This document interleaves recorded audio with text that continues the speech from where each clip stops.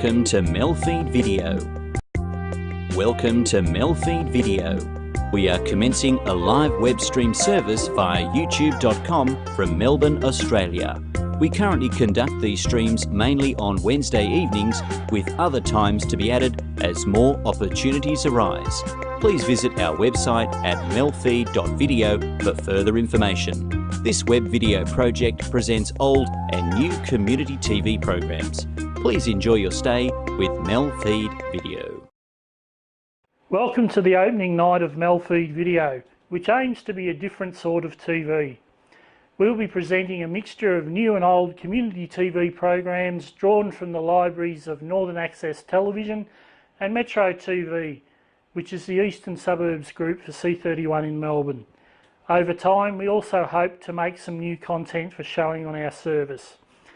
This project will be presenting programs each Wednesday night from now on to start with, and we will expand the service to other times when opportunities arise.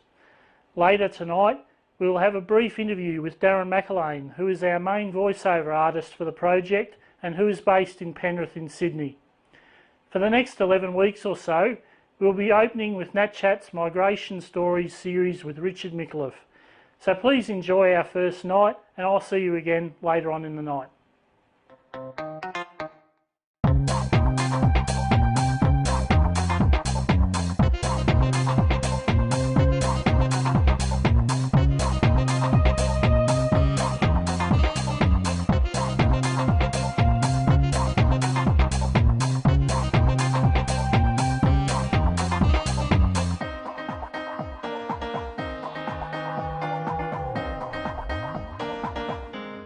MELfeed.video.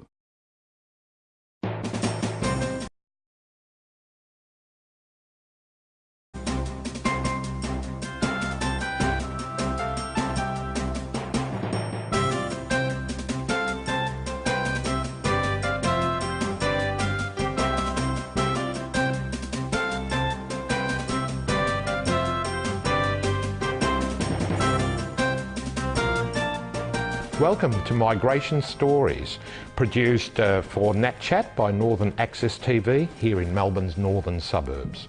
I'm Richard McErlain, and my guest today is Noriko Tadano. Hello, Noriko. Hello.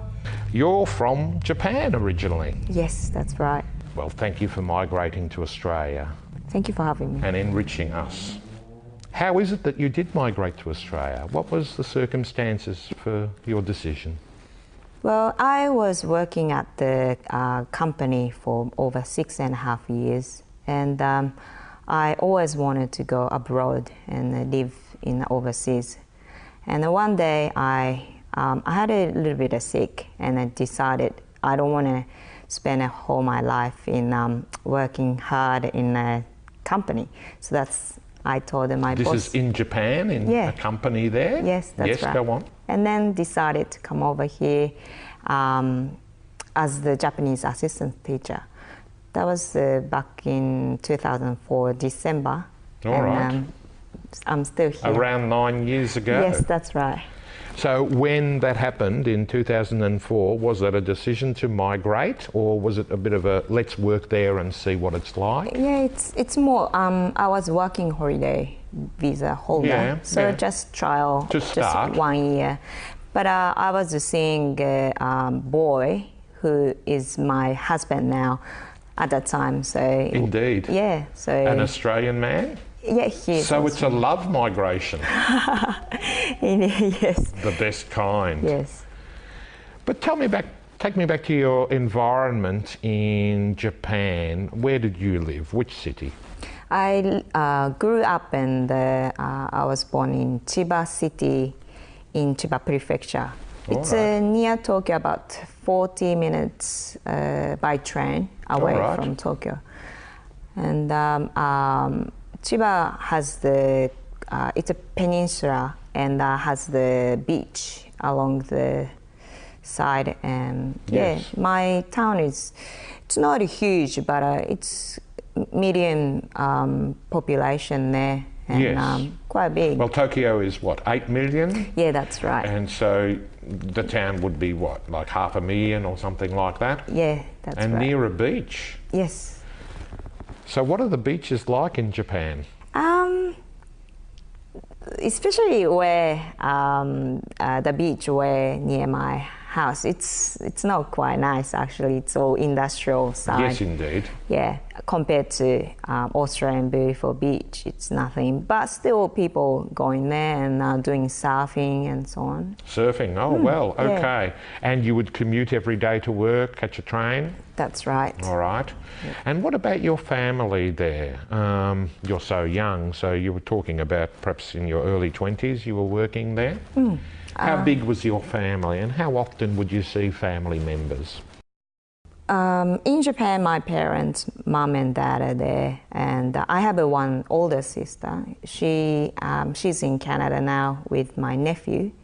So 2 daughters of them, my mom and dad, yes. in overseas. They're overseas. Yeah. That must be a little sad for them. Yeah, but I guess these days on Skype anytime and internet and, you know, brilliant. Feel more actually closer than where I was in Japan. So how interesting. Yeah, it is. We feel distantly, it's far away, but we are very close. It has made the world a smaller place and perhaps a little easier to migrate and change and adapt for them. Yeah, that's true. So they can, you know, see how you're going, can read your facial expressions and hear a story.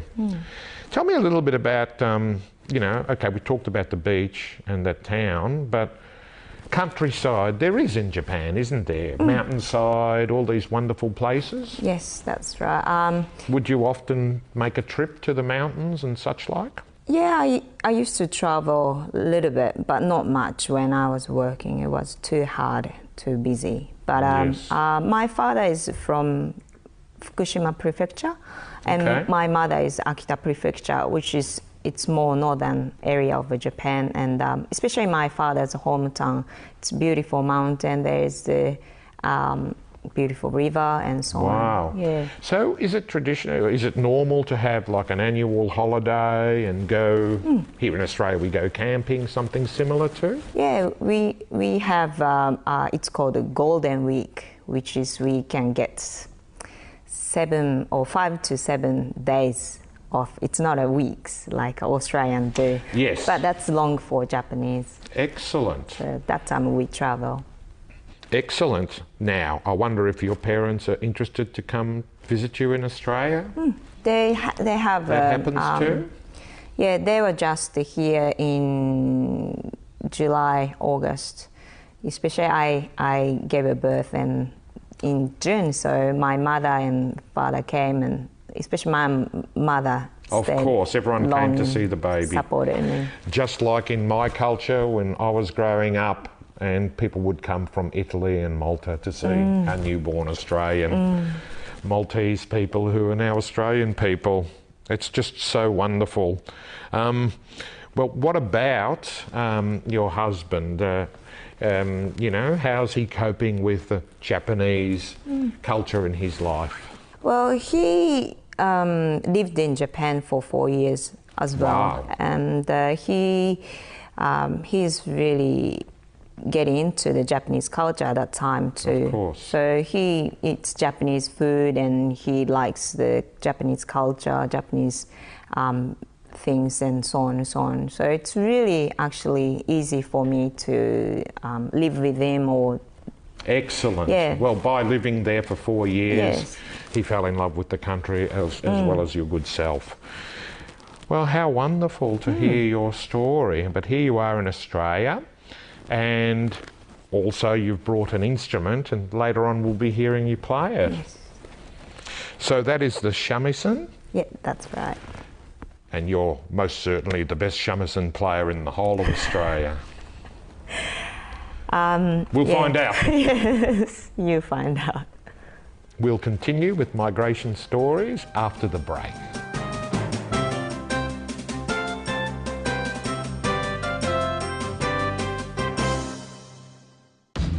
Small things. An honest conversation. Your smile. Being for real. They're meaningful, impactful things that have potential to change not only a man's health, that change the truth. We can stop men dying too young by raising funds, awareness, and importantly, raising conversation. Help Movember raise funds to make a difference in a man's life. Do something good at Movember.com.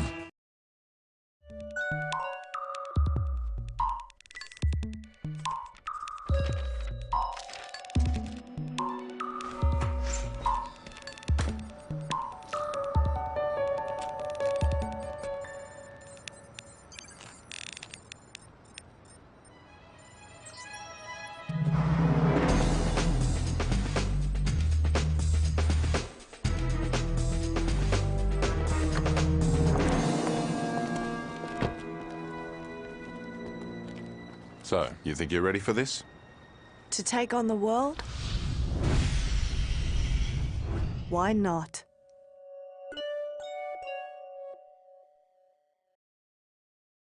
Every day, in many ways, the Royal Flying Doctor Service takes the finest care to Australia's furthest corners so that all Australians can enjoy the best of health.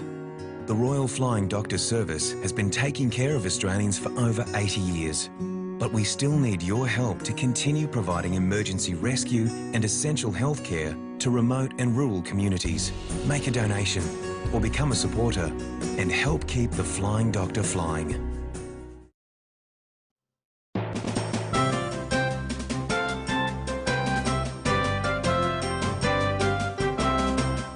Welcome back. We're here with Noriko and her instrument, and in the background your baby and husband.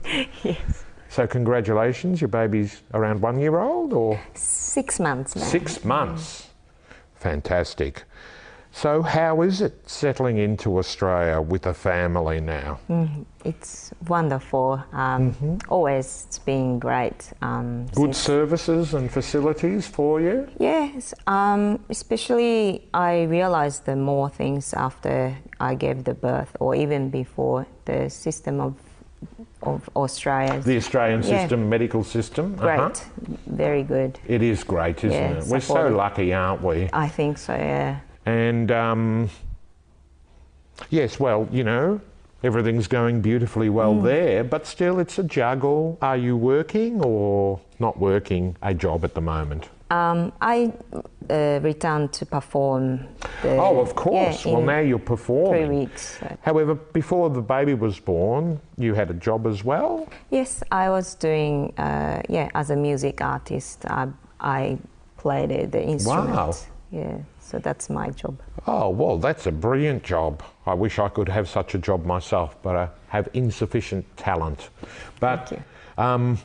We'll find out in the next section how you're playing. But what about, so what's a sort of a routine in your day here?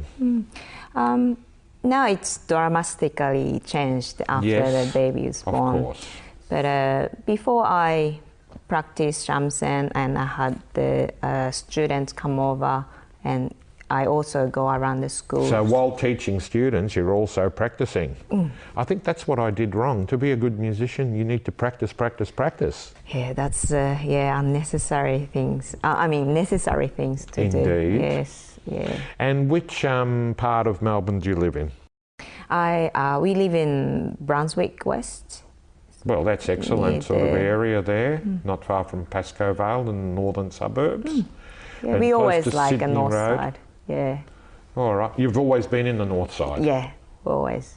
Excellent. Now, what Australian customs have you taken to? That's a good question. Mountain climbing? Oh, drinking beer maybe? Drinking beer? Yeah. Well, Japanese make wonderful beer as well. Yeah, that's right. But I used to not like a beer in Japan. I always drink other alcohol, but after I decided to come over, I thought I have to drink a beer in Australia because so many, nice beers in Australia. It's a big part of it. There are nice beers. Yeah. And, how big is your kind of friend group? Pretty big, or do you miss other people of Japanese background, or not really? I do miss my friends in Japan, but I'm very lucky that I have lots of nice friends here as well. And the music has brought some new friendships in for you? Absolutely. Yeah. Absolutely. I have so many friends through the music. Yes. Yeah. Actually, I should mention now, because my colleagues at the Boîte put me in touch with you, and that's the Boîte's little sign. So, but you know, they have, I think, a club and a website service, and they help artists of different backgrounds. Yes. How did they help you? I mean, what steps were there? Yeah, even I was very New very new. to then, Australia. Yeah, to the Australia. Then, especially the instrument, the shamisen was very rare. But then the board always get me to play there, gave me the chance to play. Continue to give you more and more exposure. Oh, exactly. how wonderful. Yeah, especially they do mixture thing with other musicians. So that's not only myself, but I can meet the other musician as well.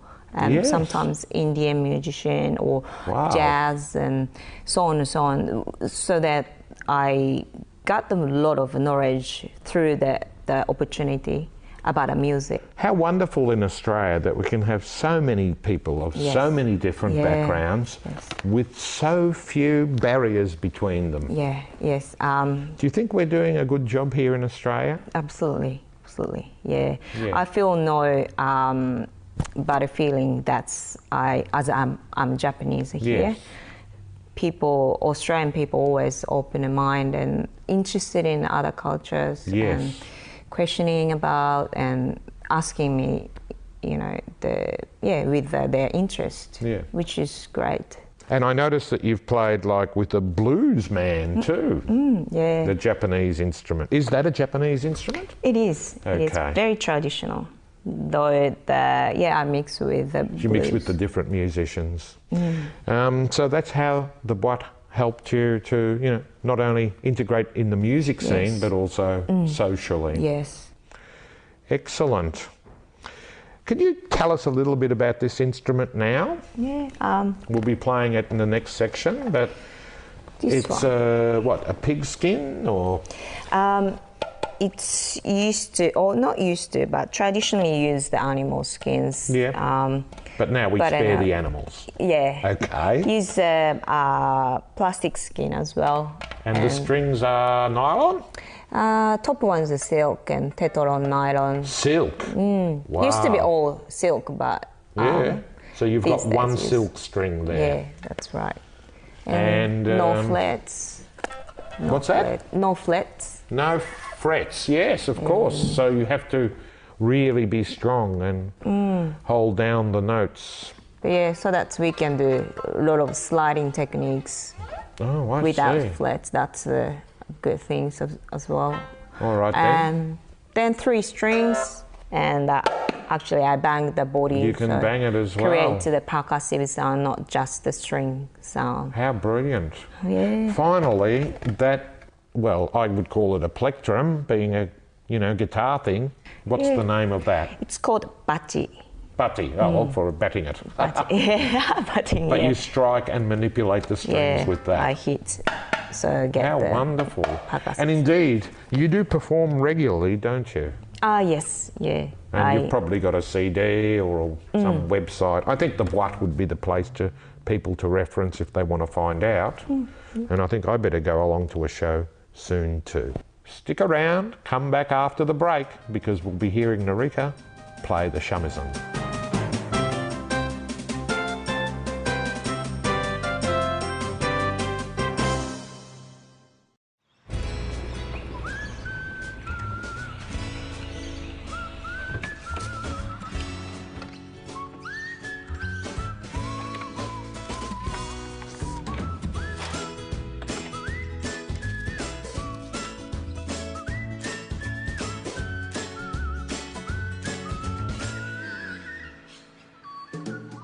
Every new line means 2 more hands. Join us, lions.org.au.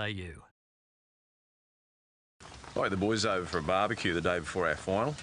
Anyway, Steve rocks up, no beer, and he brought his model girlfriend. He was showing off, going on about how we kicked the winning goal in the semis, you know. I must have gotten a bit distracted and I put his steak on the same plate the raw meat had been on. Anyway, we lost the final. Steve had to go off sick during the game. I mean, it's not my fault. I mean, who brings their girlfriend to a bloke's barbie anyway?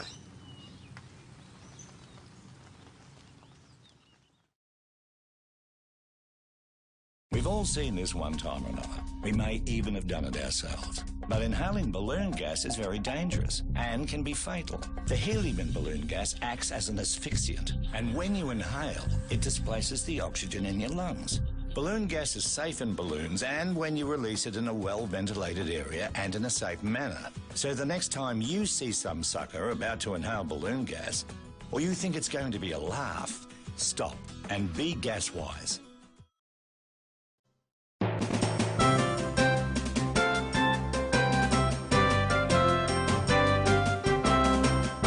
Welcome back for our last segment of Migration Stories. We have Noriko Tandano, who migrated here and brought us also the wonderful skills on shamisen, the instrument. Thank you very much. Play on.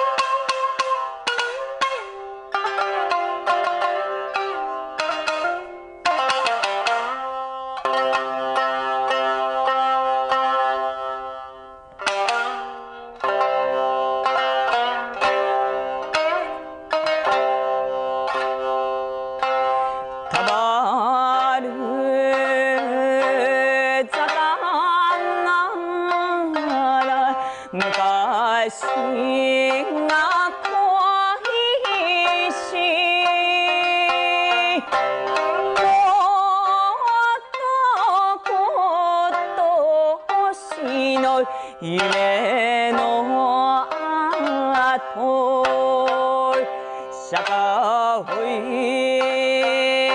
社会社会社会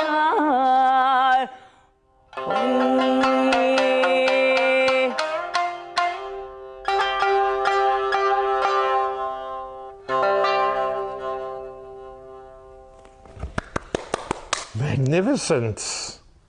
Now tell me about that piece. Is that a pop piece, as it were? Japanese popular song? It's traditional folk songs. It's called Tabaruzaka. Now, is that sort of a little bit related to the kind of idea of a raga or something that you introduce the musical theme and then bring it back later in the piece? Yeah, it's actually, I put the interval parts You've put with them in my there. improvisation.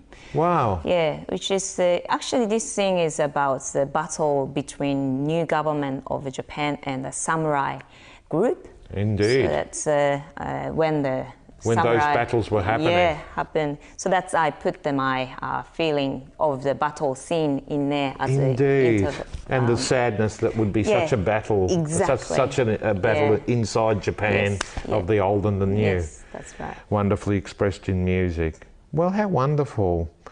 Thank you so much. But perhaps another piece. I heard you playing a bluesy kind of a short piece. Just a minute maybe to take us out. Sure. Thank you so much.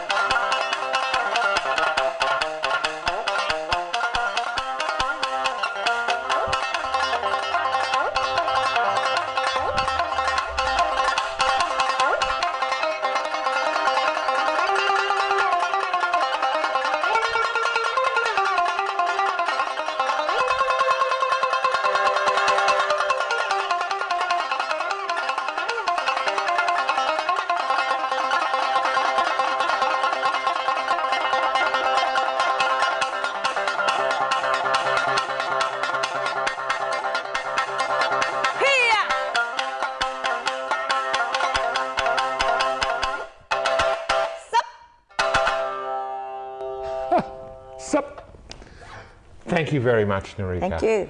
Wow. Thank you, Noriko. And thank you for watching today, Migration Stories for Nat Chat. Please do tune in again next week.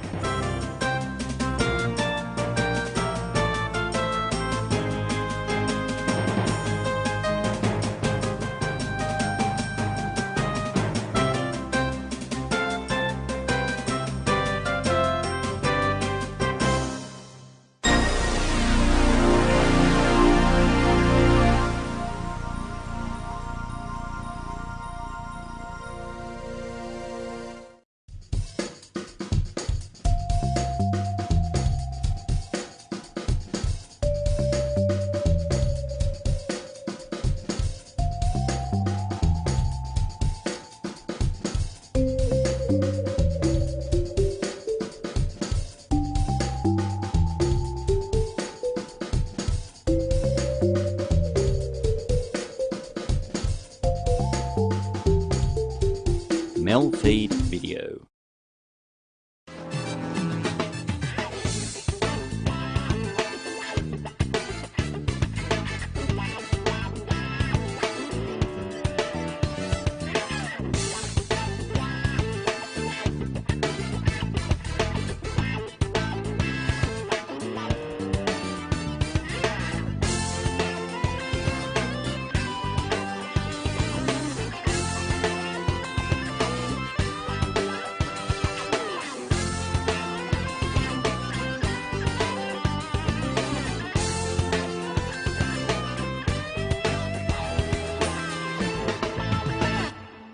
Well, a very good evening, everyone. A very good afternoon. It's an evening here at the Stonnington Gift. It's certainly auguring well for another great meet.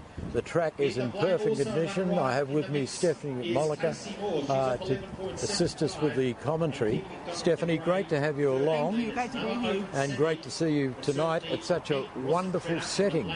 Yes. And the lights here at Toorak Park, it's fantastic, the Stonnington Gift. It's a race I always look forward to. Well, I didn't run around the track earlier, but I did, in fact, have a look at it, and it looks perfect. Great conditions. A little bit of wind, the surface is lovely. It'll be set to be a good night. And the volunteers, of course, have done a wonderful job, apart from the grounds people, preparing the ground. It just looks magnificent. Yeah, it'll be fantastic. I'm looking forward to some good racing. It'll be a great night, and we ask you to stay with us, or we don't implore you to stay with us, but stay with us for the running of the 2017 Stonnington Gift.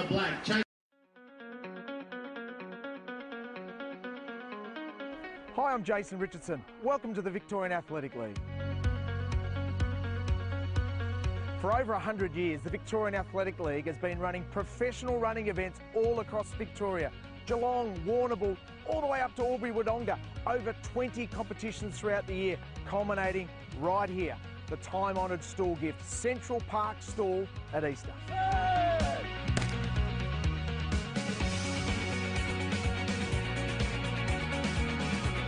The concept of professional running is simple. Each runner is allocated a handicap based on their previous athletic performances, and that's adjusted throughout the entire year. But the great thing is you are running for unbelievable prize money, totalling $450,000 throughout the entire year, and culminating right here at Stall, where the stall gift is worth $60,000. The limit's 10, you need to be quick. Giving them plenty to chase. The Blue Robinson finishing off hard. William Swain is flying home with Stubbs. It's going to be a blanket finish, and the Blues got there. The great thing about the Victorian Athletic League, it's for everyone. To distances, 70 metres all the way up to 3,200 metres. Juniors, women, veterans, open, everyone has a spot here at the Victorian Athletic League.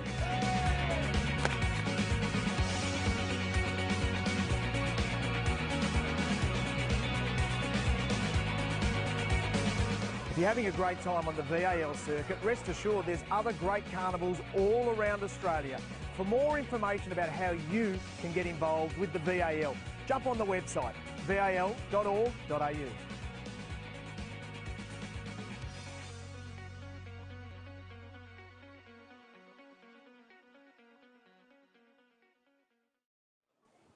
Ladies and gentlemen, we'd like to welcome you along to the official opening of the Stonnington Gift for 2017. And two very important people who make the gift happen, Jamie Classaris, the Mayor of the City of Stonnington, and also, of course, Peter Norman, the Chairman of the Organising Committee of the Stonnington Gift. So without further ado, we want to hear from the Lord Mayor of Stonnington in Jamie. So we'll pass the mic to her now. Thank you, Cartha. Good evening, everyone, and welcome. I'm Councillor Jamie Classaris, Mayor of Stonnington. It's my pleasure to be here for this special event, the 2017 Stonnington Gift. The City of Stonnington is again proud to support this event. The Stonnington Gift is Stonnington's premier sporting event, offering a range of athletic races for men and women. Now in its 7th year, this event is a favourite on our sporting events calendar, with combined prize money for the feature events. The men's and women's gifts are surpassed only by the famous Storwell gift. As a result, this event generates wide interest from across the state, with as many as 300 competitors entering this year's competition. We are proud to be able to support our athletes at one of Melbourne's premier athletic events, and it's a true community event, a fun evening out, and it promotes healthy, active lifestyles. Athletes here tonight will compete for more than $37,000 in prizes and prize money. We would like to thank the organising committee, our host, the Param Cricket Club, our major sponsor, East Malvern Community Bank Branch, Bendigo Bank, the local businesses that support this competition, including Paran Market, John Blair Honda, Lend-Lease, Asahi Breweries, Paran Grocer, RT Edgar, and all the guests who have come along, and of course, all the wonderful athletes. Unfortunately, I won't be able to stay tonight to present the winners with their gifts, so I wish them the best of luck. And now I'll pass you on to Peter to officially open the 2017 Stonnington Gift. Thank you. Thank you, Madam Mayor. It's a great pleasure to welcome all of you here tonight and to all viewers who may be watching this on television. I haven't been left with much to say. The Mayor's covered extremely well. This is the 7th year of the Stonnington Gift. It continues to grow in status and prestige, and we're very proud of the event that we put on for you. I hope you will all enjoy the event. As the Mayor has said, it wouldn't happen without the support and sponsorship of many businesses. They're listed in your program. Please see them, please look after them, and please support them, because if you support these events, then they can continue to support them going on in the future. I hope you have a great night. I hope you'll see a great night of athletes racing. And we've got pleasant weather for you, not too hot, not too cold, and we'll just keep it going all night like this. Enjoy the evening. Thank you very much for coming. Here are some of the best heats from earlier. In the girls under 2100 metres, Sylvie Bischoff in the green, off 10.25 metres, ran a great race and won in 12.36 seconds. In the under 20 boys race, we have Hamish Adams in the colour of blue, had a very strong start and ran a commanding race off the 8 metre mark to win this heat in 10.55 seconds. In the women's race, we had a Queensland visitor, Nikki Varados, wearing the colour of blue. She ran off 6.5 metres and ran a very strong race to win in 11.77 seconds. Another strong heat was run by Casey Moore in the black. She led from the beginning and no one caught her off the 11.75 metre mark to win in 11.82 and book her spot in the semi-final. In the open men race, Darren Whittaker, in the colour of grey from 10.25 metres, ran on strongly to win this heat in 10.55 seconds.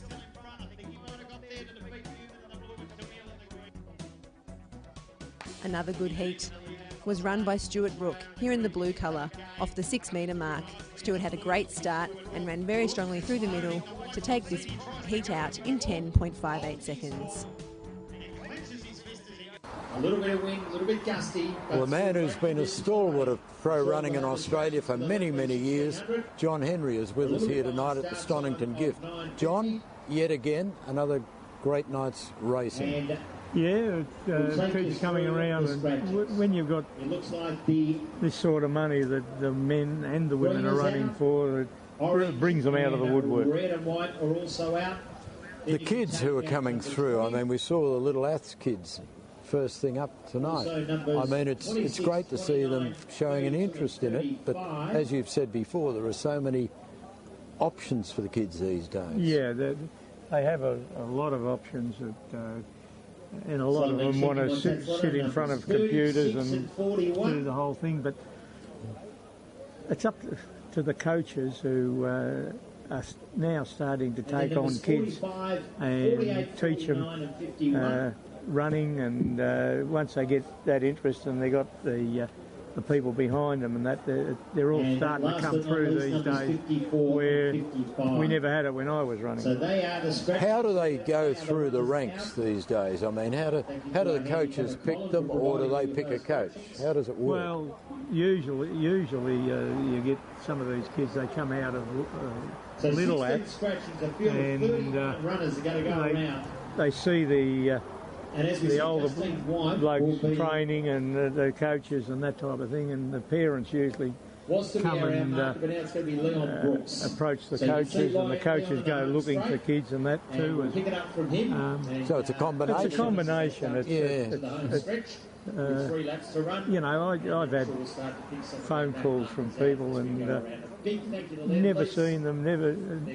I say to them, I train at Werribee, you know, and we don't train till 5:30 at night. Where do you live? And they say, oh, so and so. I say, well, no good coming to me. Yeah. You know, that's... Yeah, but you've got kids coming through now? Oh, no, I tend to have older ones, but I've had a couple over the years, and up until a year ago I'd only take kids 18 or older now.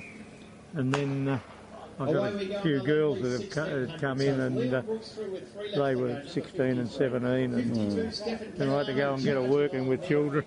Oh yes, yeah. It's changed the whole thing, hasn't it? Well, who's probably the best runner you've seen, apart from yourself, of course, when you were... No, I wasn't a good runner. I was a good earner. I suppose blokes like Billy Sutton, Terry Clark, today two blokes that I train now, Luke Stevens, who ran at the Nitro the other week, and Joel B as a sprinter. You know, was running very fast. There's been quite a few of them over the years, you know, that I've seen, but runners of that class, there's only one or two come up every now and again. You don't get a poultice of them coming through, you know. I saw Luke Stevens in the Nitro series, and that may have given athletics a bit of a G up. Yeah. Oh, that'd be good. So, what do you think of Australia's stocks of runners these days? Perhaps we look at the Olympics, but I'd say the stocks look like they're picking up. Some of the distance runners now that are going around, they're starting to perform very well. We're always going to have a bit of trouble with the pure sprinters, because you know these days at that level you virtually got to be able to break 10 seconds to count, which you know, and there's obvious reasons for that, you know, and but in a lot of the other things we keep bobbing up with people, and you know, the main thing is that you get somebody with ability and they are prepared to do the work, because it doesn't come easy. And I've got a saying of training, when they start running well and they complain about the work they've got to do at training, I just say that if it was easy, everybody would be doing it. Well, thanks indeed, John, for speaking with us again tonight. As I said, you've been a fixture of pro running here for only 55 years, but it's great to have you with us tonight. Thanks, Brian. Coming up next are the Women's Gift Heats. That's after this break. Hi, I'm Lane Beachley. Australians have recycled enough printer cartridges to cover Bondi Beach 12 times. That's kept 11,000 tonnes of valuable resources out of landfill. Drop your used original cartridges into the special boxes at participating retail outlets, and they'll be turned into new products, from pens to road surfaces. Help us keep up the good work. Find out more at cartridges.planetarc.org.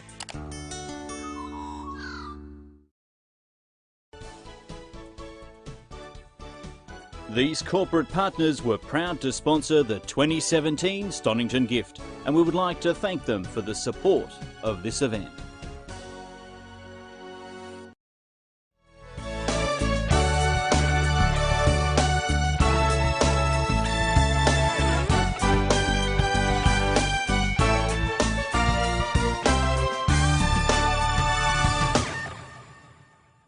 At the start of each Stonnington Gift meeting, the children of Camberwell Malvern Little Athletics get an opportunity to hold a girls and boys pro gift race. At other times of the year, these children compete for fun, fitness and family enjoyment at the Camberwell Malvern Centre and other centres around Victoria. To find out more about Little Athletics in Victoria, please visit lavic.com.au.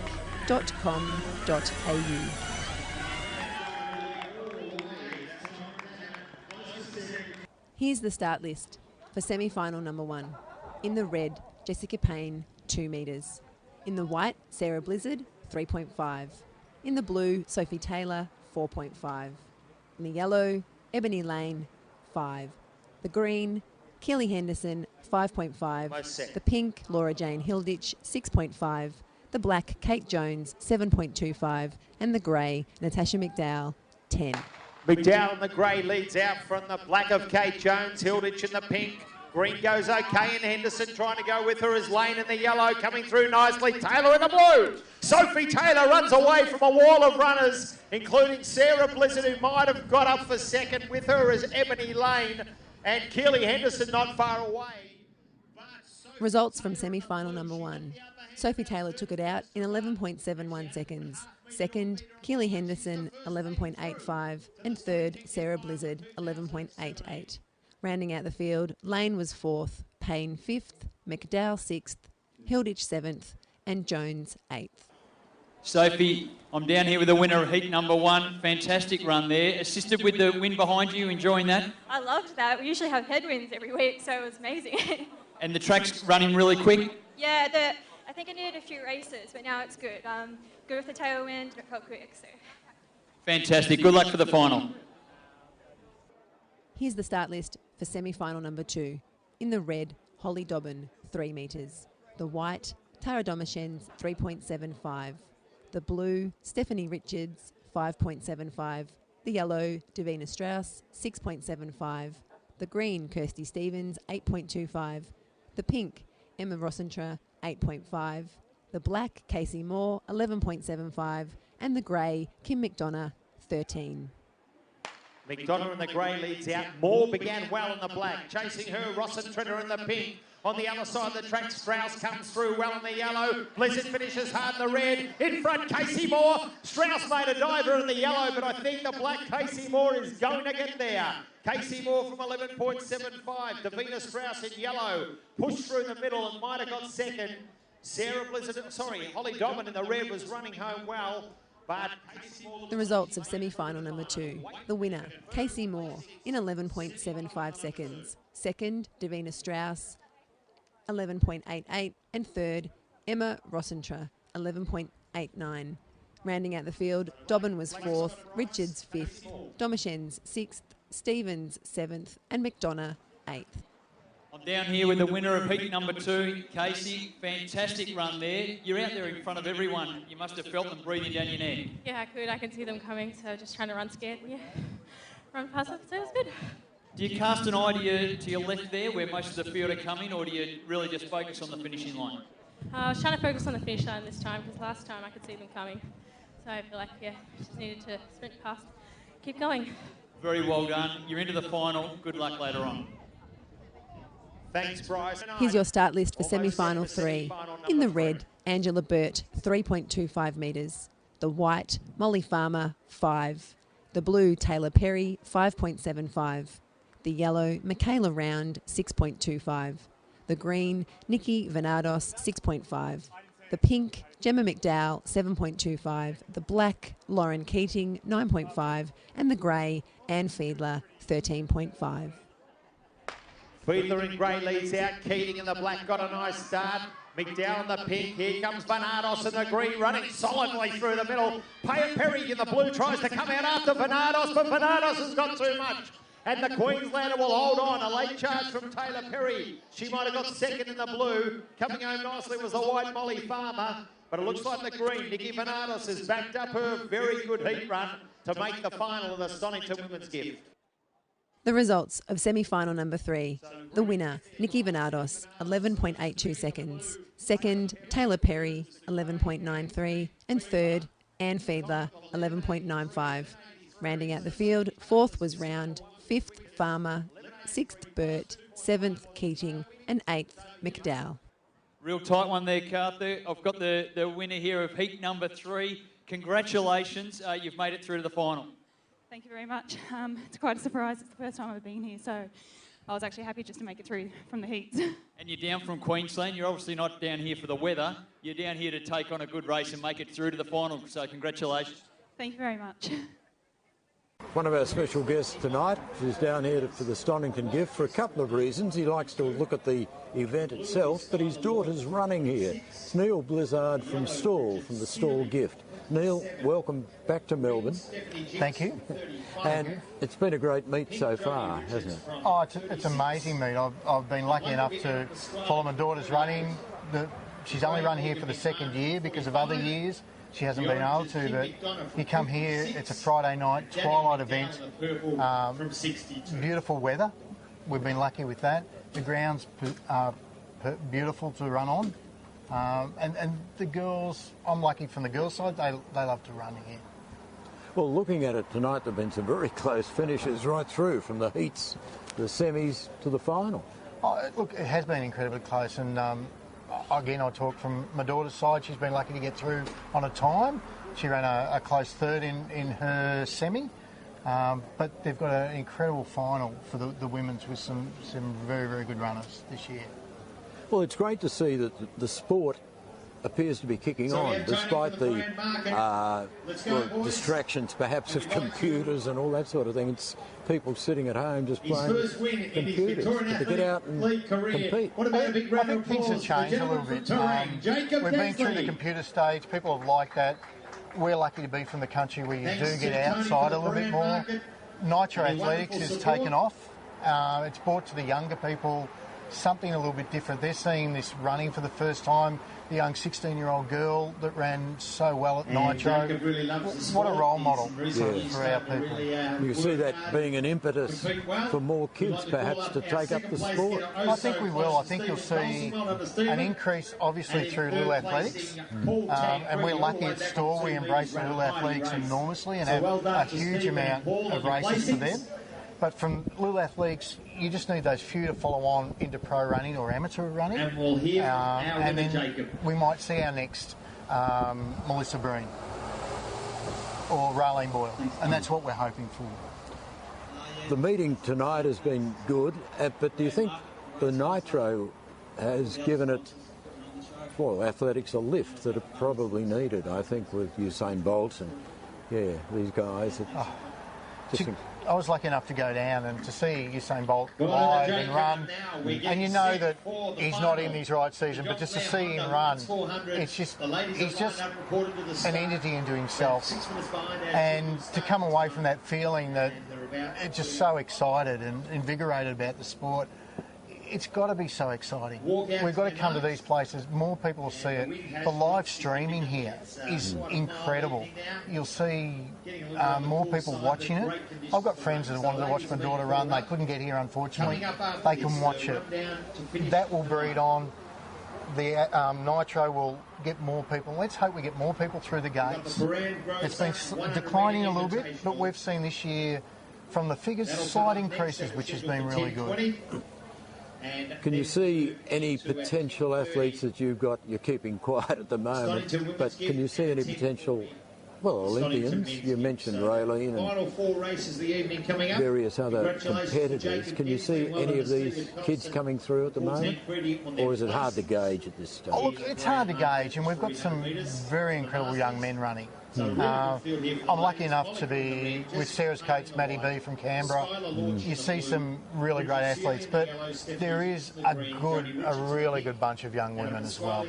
Our women athletics in running seems to be very, very strong, and we're just hoping that someone comes up from there. And you hope they don't get the injury and the problems, but to see like Sophie Taylor ran tonight, she was an elite athlete when she was young. She went through an injury stage. She's back running well and back happy, so it's good to see. Well, Neil, thanks for being with us tonight. Enjoy the rest of the meet. I know you have a bit of a commitment down there. Your daughter's going to run shortly. I'm pretty excited. Yeah. But all the best for Stall too, coming up at Easter. Well, thank you for your time. Yeah, I appreciate it. Thanks indeed, Neil Blizzard from the Stall Athletic Club. Thank you. The men's semi-finals and the under-20 gifts are next when we return. 1 in 5 of us are affected. 10% of us will have at least one. And the numbers double for Indigenous Australians. Just as quick as a click of your fingers, it can happen to anyone at any time. What would you do if someone close to you was having a seizure?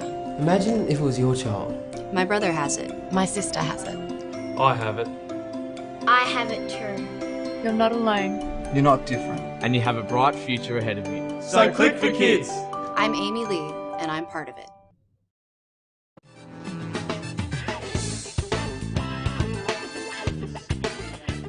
Here's the start list for semi-final number 1. In the red, Nathan Reale, 2.5 metres. The white, Ryan Eilert, 5.25. The blue, Thomas Maloney, 5.5. The yellow, Connor Lonan, 5.75. The green, Luke Eckford, 6. The pink, Harrison Kerr, 6.75. The black, Matt Burley, 7.5. And the grey, Callum James, 8. James in the grey leads out from the black of Burley. Kerr and the pink coming up on them. Eckford starts to go in the green. Here comes the white of Island letting go. Island Reale grabbing Island for the back mark. And our two back markers picked up the front markers and Nathan Reale when it looked like Brian Island. The New South Results from semi-final number 1. The winner, Nathan Reale, in a time of 10.61 seconds. Second, Ryan Eilert, 10.64. And third, Luke Eckford, 10.70. Rounding out the field, James was 4th, Maloney 5th, Lonan 6th, Kerr 7th and Burley 8th. Congratulations, Nathan. Fantastic. Caught them all. Yeah, thank you very much. Yeah, it was one of my better runs, so I'm happy with that. And the tail breeze suiting you, back markers, to catch them up? Yeah, having my light frame, it does help a bit. You had a good semi and that was a pretty strong run for you. Yeah, I'm very happy with that, so let's see if we can back it up again. You bet. Good luck in the final. Thanks, mate. Here's the start list for semi-final number 2. In the red, Liam Gander, 2 metres. The white, Daniel Sonsini, 5.25. The blue, James Vine, 5.5. The yellow, Stuart Rook, 6. The green, Tom Newman, 6.25. The pink, Nicholas Repolist, 6.25. The black, Cam Dunbar, 7. And the grey, Christopher Kardakovsky, 8.5. It'll be Kardakovsky in the grey to lead out from Dunbar and the black Repolist onto them and the pinky begins quickly. The yellow Rook's coming through, as is the white of Sonsini. Rook and Sonsini to the wire. And the pink there of Repolist. Sonsini and the white look very confident as he hit the line. Rook was in the middle and Repolist in the pink. They're the three to fight out a very close finish to semi-final number 2 of the Results from Stonnington semi-final number 2. The winner, Nicholas Repolist, in a time of 10.50 seconds. Second, Stuart Rook, 10.53. And third, Daniel Sonsini, 10.54. Rounding out the field, Dunbar was 4th, Kardakovsky 5th, Gander 6th, Vine in 7th and Newman in 8th. As the winner of the second heat comes over here, Nicholas, what a fantastic finish that was. Yeah, had to work hard to get back into it. It was good. So you felt for a moment they got ahead of you and then you had to surge again? Yeah, definitely. Felt like I just missed the start, but after that just had to work twice as hard to try and get back in it. You certainly got back in it. Happy with the run? Yeah, overall, yeah. Definitely am. Well done. Good luck in the final, Nick. Thank you very much. Here's the start list of semi-final number 3. The red, Jojo Quenin, 4 metres. The white, Jack Newman, 5.5. The blue, Dale Woodhams, 5.75. The yellow, Sean Hargraves, 6.75. The green, Ryan Camille, 6. The pink, Mike Umard, 8.25. And the black, Darren Whittaker, 10.25. Whittaker got away well in the black from Vumard in the pink. Back to Camille in the green. Hargraves goes okay in the yellow on the other side of the track. The blue comes into it in Woodhams. And Vumard's the one pushing through in the pink. Michael Vumard with the long strides. He grabbed the outmarker, Darren Whittaker. It looks like he might have pulled up a big ginger. He had the target in his sights, Michael Vumard. He's picked up Darren Whittaker. The results of semi-final number 3. The winner, Michael Vumard, in 10.56 seconds. Second, Darren Whittaker, 10.64. And third, Sean Hargraves, 10.66. Yeah, it's a great track, you know. Firm, strong track, and yeah, always look to run at Stonnington, so yeah, that's what I expect, yeah. Excellent, very well done, and good luck for the final. Yeah, thanks, mate. Appreciate it. Thanks, Bryce. Here's the start list for the girls' final. In the red, Bridget Nidek, 4.75 metres. In the white, Skylar Lorch, 5.5. The blue, Alice Squire, 6.75. The yellow, Hannah Dunhoven, 9.25. The green, Sylvie Bischoff, 10.25. The pink, Tiana Shillito, 11.5. The black, Lily Ryan Brown, 12. And the grey, Zoe Glassborough, 13.25. Glassborough and the grey leads out from Ryan Brown and the black, the pink of Shillito, Biscoff and the green coming at her. On the other side of the track, the blue of Alice Squire runs well. Late is Nidek and the red. They're right across the track, but the pink is pushing through. Tiana Shillito from Ballarat looks like she may have held off the green. Sylvie Biscoff, they were the two right in it. And a big reaction from the stable of Tiana Shillito. They think she's got it. Will confirm placings for this Cool Ridge under 20 girls 900-metre final, but a lot of elation in the camp here of Peter O'Dwyer. And the results of the girls' final. The winner, Tiana Shillito, 12.35 seconds. Second, Sylvie Bischoff, 12.43. And third, Skylar Lorch in 12.5. Fourth was Squire. Fifth was Ryan Brown. Sixth, Dunhoven. Seventh, Nidek. And rounding out the field, eighth was Glassborough. And I'm down here with the victor of the under-20 girls. Well done, Tiana. What a fantastic run for you. Thank you so much. And you're absolutely mobbed by your team and support here. Must be great to have such support in an important event like this. Oh, it's amazing. I don't know what I'd do without these guys. It's so good. And I know it's hard to talk while you've just run the race of your life just about at this stage. So obviously really happy with the run. Your form's been good and great to put it on in the final at the Stonnington Gift. Yeah, it's so good. I've been running about 4 years and haven't been able to get a sash, so this is amazing. Fantastic. Well, enjoy it. I'll hand you over to your support staff here and congratulations. Thank you so much. I'd just like to say a massive thank you to Peter O'Dwyer. He's always there for anybody when he needs it. I'd like to say awesome thanks to Mum and Dad. They're always here when I run, but they couldn't be here tonight. Also my sister, massive good job to the people who ran in it as well. And thanks to the rest of the pod squad. You're all awesome. Oh, and also, sorry, thanks to the sponsor, Gatorade.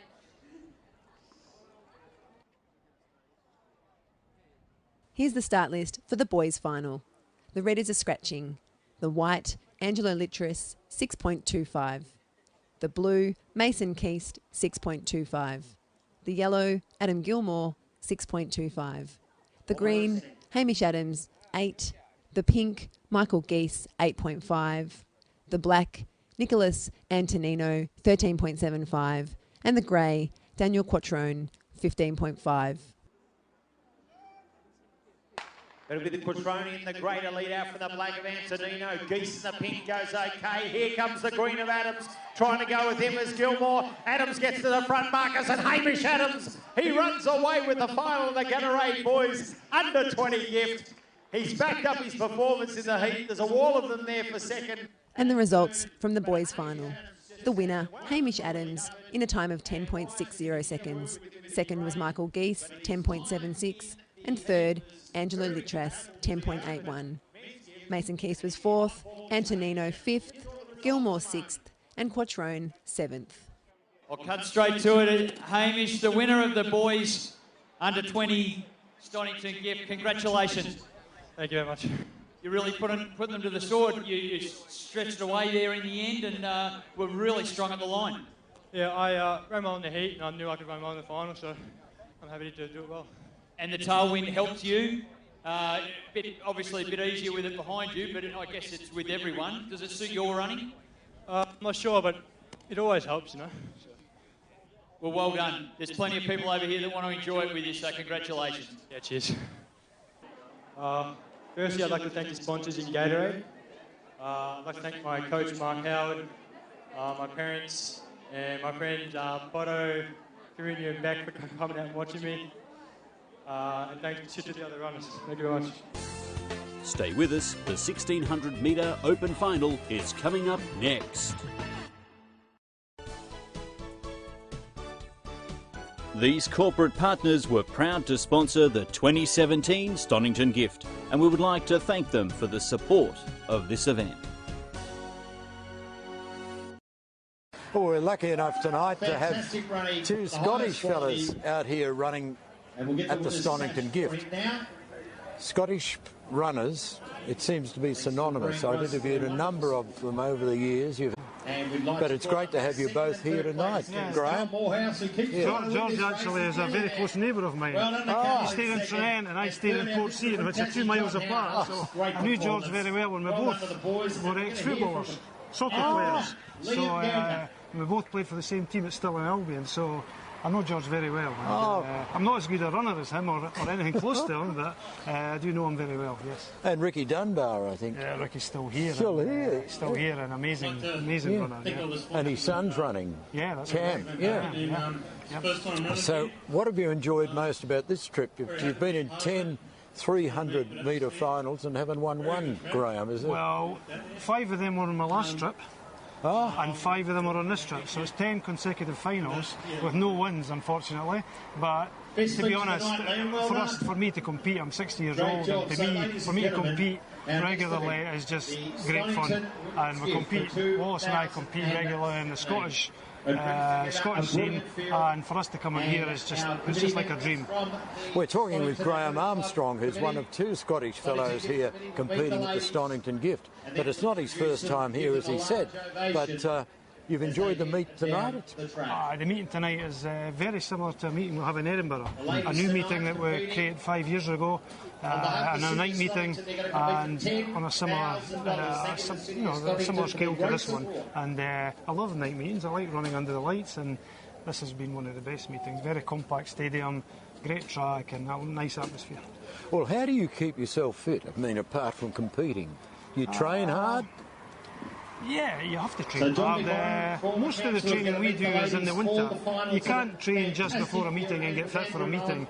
These guys that run here are very, very fit. You have to run, I mean, we ran a heat 45 minutes before the final, so you've got to be able to run a heat and then 45 minutes later for the final. So what's most important in pro running is, for me, is the winter training, the conditioning to get yourself in the state. Once you start running, it's a case of trying to avoid injury.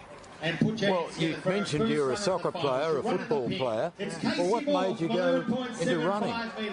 Well, even although I was a soccer player, I always did a bit of running in the summer to keep fit for us, and I added a bit of pace to myself. So until I was well into my 40s, running was just a wee bit of fun in the summer to keep myself fit. And when I stopped playing soccer at 44, I decided to start training properly for running, and that's what I've done. So I enjoy the running now.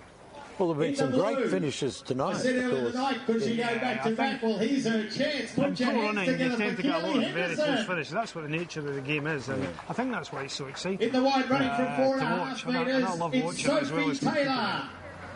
Well, it's a great idea for people who are watching tonight to get involved in pro running. Yeah, I think pro running, I mean, if you're an amateur and you're third best, and you know you're third best, you're not going to win a race, but in pro running everybody's got a chance. So to me that's a huge advantage for kids, for older people, men and women, and for everybody, and to me that's the beauty of the sport. Well, Graham, thanks for being with us tonight. Thanks for competing yet again here at Stonnington, and we hope to see you in 2018. Well, I might not be back next year, but we'll all be back.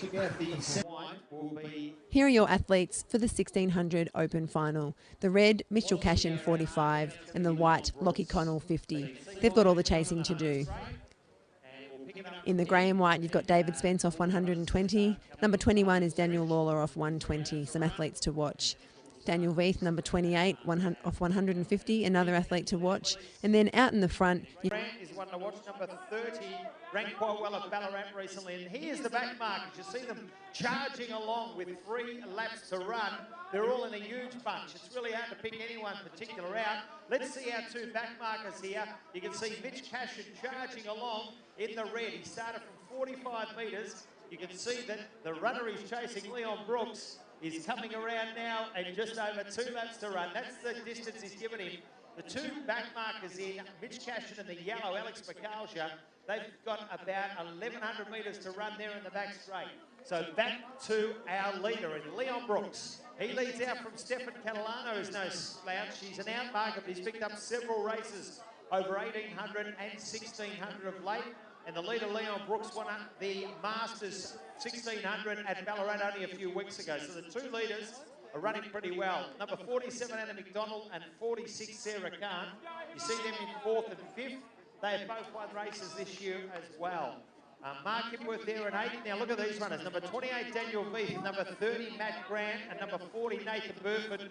They're ones to watch. They're about 9th, 10th and 11th. Here comes a big bunch led by Mark Andrews, number 24, and Daniel Lawler, number 21. They're looking pretty good. And also coming through, it looks like the runner in white, in Lockie Connell, started off very quickly off the 50-metre mark. He's charging. He's about 5th last at the moment, but he's up on the back of that group. Those middle markers are really charging their way through the field.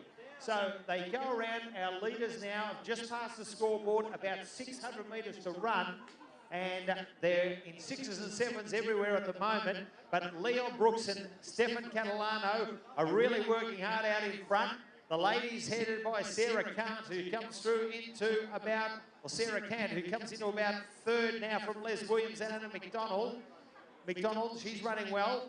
Up into about 7th now is Nathan Burford. You can see him coming through, really putting in a big charge. In 8th placing Matt Grant. He looks okay. Or Daniel Veith actually coming up into 7th. As we go through, I think we're going to get the bell now with 1 lap to run, correct? 1 lap to run, and they're starting to make their charges. Number 28, and Daniel Veith making a big charge. Also coming through now, number 24, Mark Andrews. Number 21, Daniel Lawler. I'm looking for any other big moves. The pink is right up there, and that's a runner, Cillian Jansen from Glen Iris on the 90-metre mark, going okay. And they are really starting to make moves. The runner in black there, I can see starting the charge. That's Justin Murphy, looking for our back marker, Mitch Cashin. He's made some good ground. He'd still be 100 metres off the lead, though, in the Lend-Lease mile. So down the back straight they go. Still out in front, it looks like Leon Brooks. It's a charge of the Light Brigade after him, though, with Stefan Catalano. Daniel Veith is running on as well. It looks like he's got up into about 3rd placing, and also it looks like might be Craig Harris up there as well. But here come the runs from the back. They're starting the charge. They start to go around with about 150 to run. Justin Murphy in the black coming. Mark Andrews also coming as the winner of the Lend-Lease 1600, and see if Bryce can even get a bit of time with our winner as we try and make these placings official.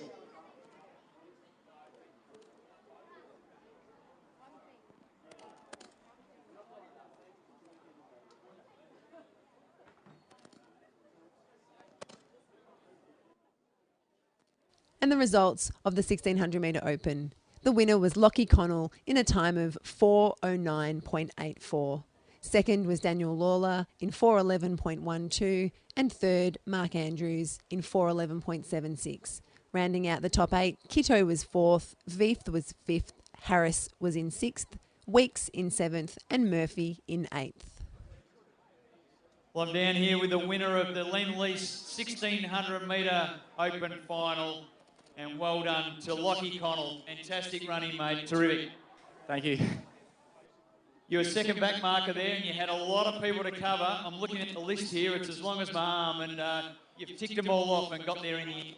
Yeah, it was tough. I thought with 55 people or so to run around, it's going to be pretty tricky, but I don't know, just sort of took it 1 lap at a time and passed everyone in the end. It was a fantastic run because, you know, you just kept on going and kept on picking through the field. Probably went undercover a little bit because you didn't have the number, but in the white, and you were sneaking your way through from the crowd, but certainly picked up, and a great call in the end. But is there anyone to thank? This is a fantastic effort, winning the 1600 metres at Stonnington. Yeah, I'd like to thank Mum and Dad for coming out to watch me. That's about it. Well done, Lockie. You'll be heading up to the Dyers shortly, but terrific stuff. Well done. Thank you very much. I'd like to thank everyone for coming, and Lend-Lease, the sponsor, for putting on the event. Well, we have another visitor with us from Scotland, Wallace McGowan. Wallace, it's great to have you with us. Have you enjoyed the meet? Oh, it's been great. I think under the floodlights just adds something to it. It's just, yeah, it's lovely to run under the floodlights. It's just something different. How did you find the track? I find the track really good. It turns a lot and there's a small straight, but you've just got to keep working on the way round. You know, and try and hold your line, try and make people, if they're going to pass you, you've got to let them run wide. Yep. So you haven't got it won before you cross that line. It's a demanding track, but you've just got to hold your line and try and make it difficult for the back markers to get through. How long have you been running? I mean, Graham's been running for a number of years. I've been really running since I was at school. Yep. But I took up the pro running probably maybe 22 years ago. Yeah, when I moved, I used to live in a small town called Campbelltown in Kintyre, down the west coast of Scotland.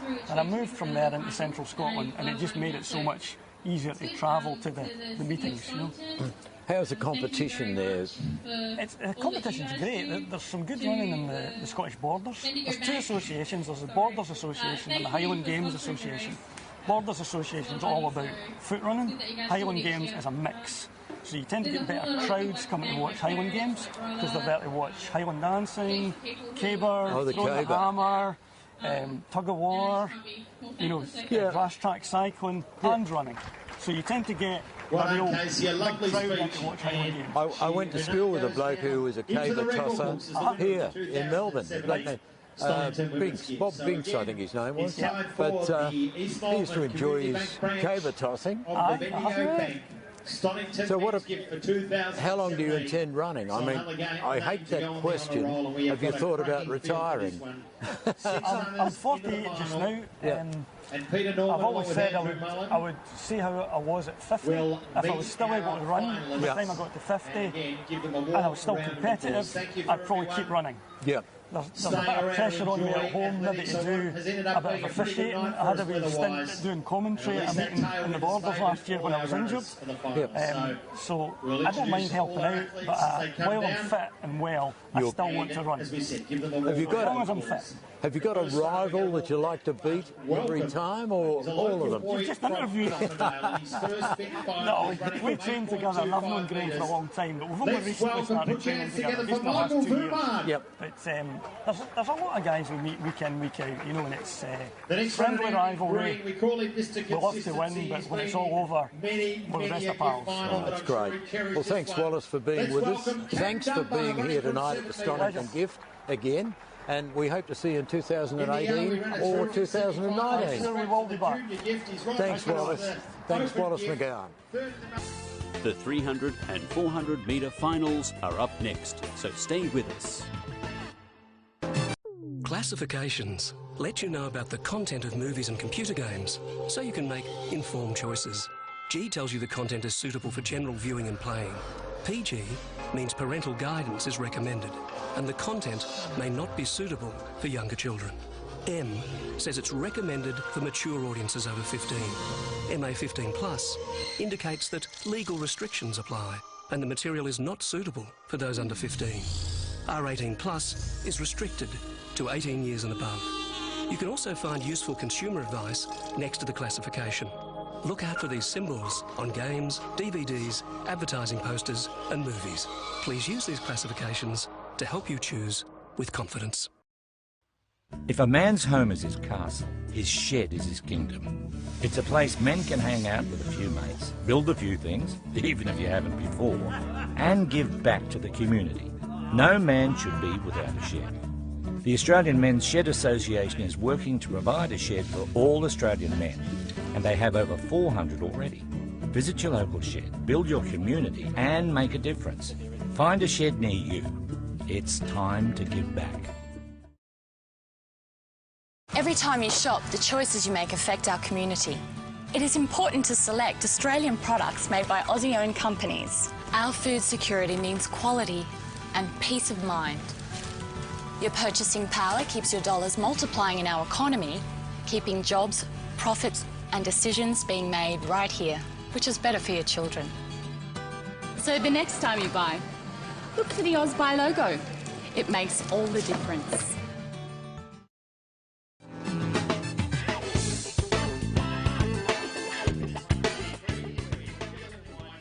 Here's your start list for the 300 metre Masters final. In the red, Paul Tancredi from 2 metres. The white, Lee Phelan from 4. The blue, Aaron Downs, 17. The yellow, Craig Mayer, 19. Green, Walter Pasquale, 26. Pink, Julian Fawcett, 26. Black, Stephen Coulson, 35. Grey, Wallace McGowan, 36. Orange, Jacob Densley, 37. And the purple, Graham Armstrong, 42.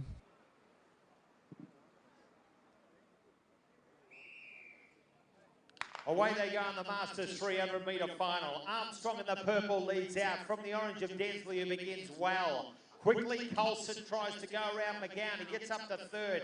Behind them is Fawcett. Pasquale in those long socks is behind them. And then further back to Craig Mayer in the yellow, moving okay. Trying to go with him is the blue Aaron Downs, the white of Lee Phelan, and Tancredi sees them all. Up front, on the turn, Densley in the orange, it looks like has gone up to challenge. Down the outside, the black of Coulson. Late on the scene are several runners. Kicking back is Densley in the orange. Orange and Coulson in the black. Well, he's kicked back like a mule. Jacob Densley in the orange to fight it out with the black Stephen Coulson. We were expecting the back markers to charge them down. Our 2-out markers in Stephen Coulson in black and Jacob Densley in the orange have fought out the final of the Paran Masters 300 metres. We'll get official placings for you in a moment.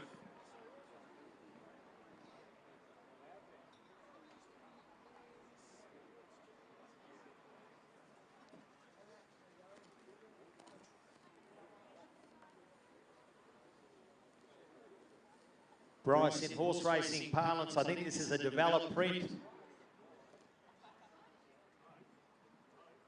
And it's the orange who's got it. Jacob Densley from Terang. Orange from black and red, 35.81. Jacob Densley, the winner. So he saved his energy not having an interview, Bryce. That's what got it for him. He's defeated the black. The results of the 300 metre Masters final. The winner, Jacob Densley, in 35.80 seconds. Second was Stephen Coulson, 35.83. And third, Paul Tancredi, in 36.01. Rounding out the field, Downs was 4th, Armstrong 5th, Mayer 6th, Phelan 7th, Pasquale 8th, Fawcett 9th, and McGowan 10th.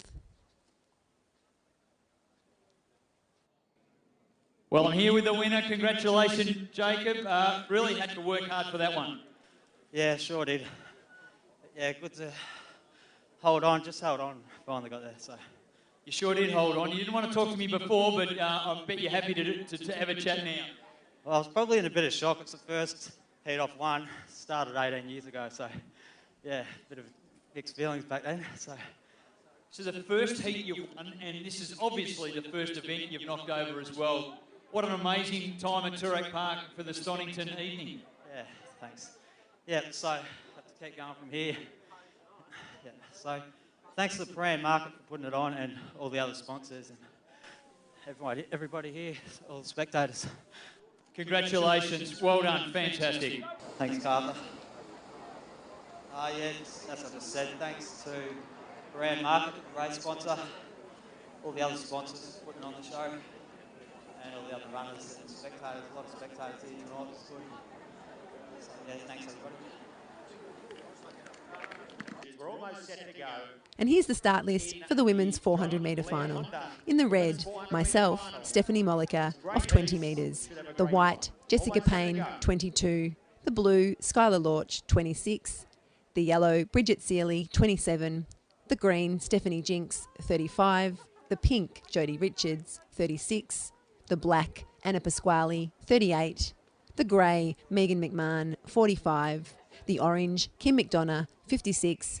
And the purple, Danielle McDowell, off 62.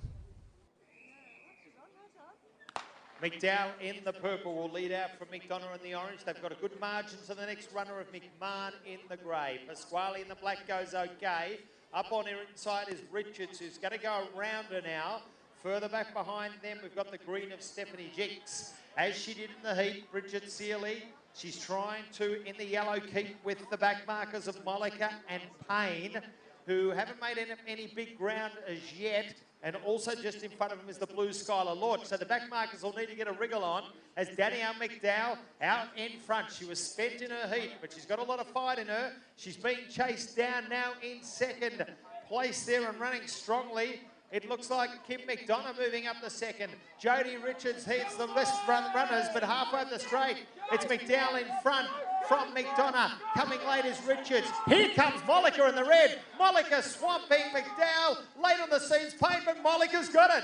Stephanie Mollica gets up to win the John Blair Honda Women's 400 in the red. Jessica Payne in the white runs home solidly. Any number of runners there for the place. But Stephanie Mollica gets up to win off the 20-metre mark.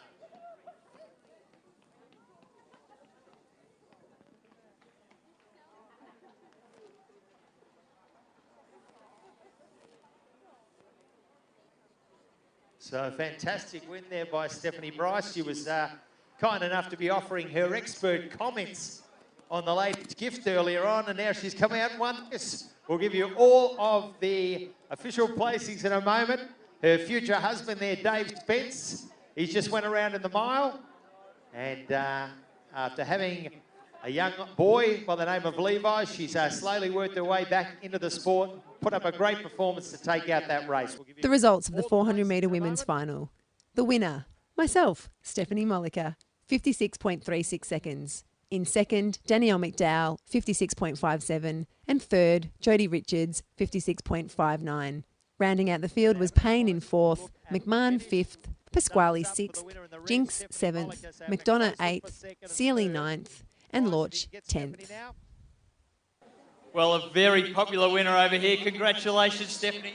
Thank you. I am absolutely ecstatic. I love this sport so much, and having had my first son 2 years ago nearly, and to make a return and to win another race, I'm thrilled to bits. Stephanie, you're an absolute inspiration to do that. All the other competitors were congratulating you wholeheartedly at the end there. You had to pass them all, you had to tick them all off, and they eventually all got to see the back of you. Yeah, it's really nice to have a win in the red. I certainly didn't think I'd be back in this kind of form and able to do it again after my baby, but you know, hard work and perseverance and the support of my partner, my family, my coach and the running group that I'm with, it's second to none. Yep. Fantastic. Congratulations, and still able to talk at the end of the race. Well done. Oh, look, I said my thanks. I'll just really quickly to Hippo and the boys and girls in the Hippo squad. You're amazing. I've mentioned my son, Levi. You're an inspiration to me, little boy, and you're not here tonight. And it's true when they say it takes a village to raise a child. Everybody here in the red top or a black top has helped look after my child while I've been able to train, and that's been amazing. So it's helped me get back to this.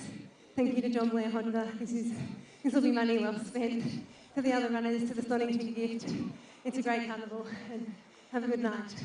Well, a little earlier tonight we were speaking, and she was part of our commentary team with us, was Stephanie Mollica, and you came good. You won the 400 metres. I did. I'm absolutely thrilled. It was a great heat run, and there was a short turnaround until the final, so we only had about 30 minutes or 40 minutes, but I managed a second really good run and came away with the win. I can't take this smile off my face. Well, it was a near thing. It wasn't an easy run for you. No, I was in the red, so I was the back marker. It's always interesting to try and get around the whole field. That's part of the fun of professional running. But I could see the girls out in front, and I just made sure that I kept them in my sights and made sure that I was the one that crossed the finishing line first. Well, it vindicates your move to go back to running after having Levi. Yes. Yes, look, I've just tried to be consistent with my training. I've had a lot of support from my friends and family and training group. They've all helped with babysitting, and yeah, the consistency and just dedication has paid off. It's a really nice feeling. Well, Stephanie, thanks for being with us tonight. My pleasure. Congratulations again on winning the 400 metres here at the Stonnington Gift. Thank you. Thanks indeed. We've been speaking with Stephanie Mollica, who was our co-host earlier in the night, and she's won the 400 metres at the Stonnington Gift. Here's the start list for the 100-metre invitational final. The athletes in this race are backmarker athletes who did not progress to the final and are invited to contest in this invitational final. In the red, Liam Gander from the Mark of Scratch. In the white, Jojo Quennan from 2 metres. The blue, John Howe, 2.5. The yellow, Carl Morehouse from 3. The green, Tim Rook from 3. And our female representative in the field, in the pink, Ali Graff, 12.5. It'll be Ali Graff in the pink to lead out from Rook in the green. Morehouse in yellow runs well. Quennan in the white's coming through with the blue of Howell. Here comes the red of Gander. Gander's swamping them. He gets the Morehouse on the line. And I think that Liam Gander might have got up just a nut out. Carl Morehouse in the yellow. A close finish to the Parang Grosser Invitational 100. But I think it might be the back marker. Liam Gander will confirm placings in what was a great race.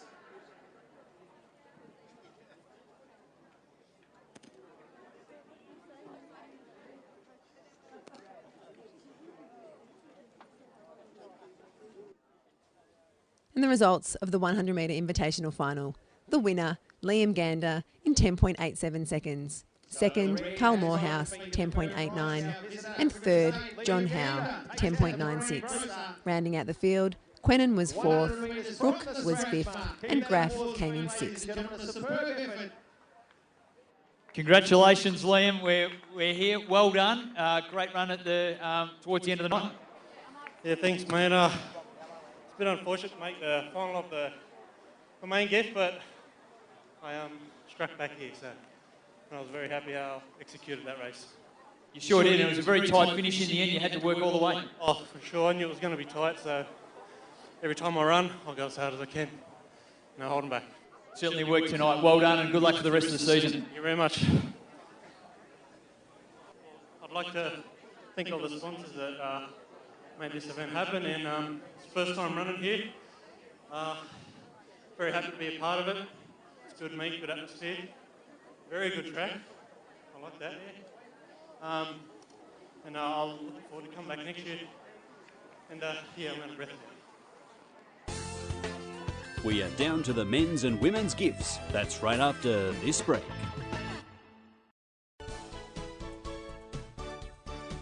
These corporate partners were proud to sponsor the 2017 Stonnington Gift, and we would like to thank them for the support of this event.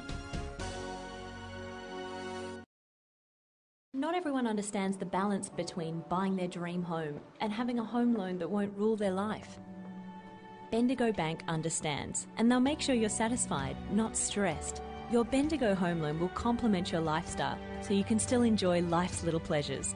And right now you'll enjoy even lower home loan fees. It's no wonder Bendigo Bank is Australia's most reputable bank.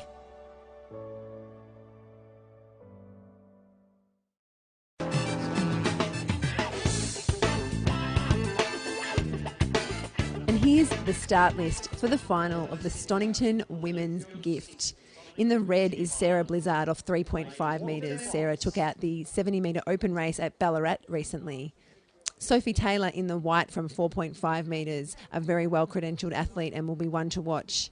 In the blue, last year's winner, Keely Henderson from the mark of 5.5 metres.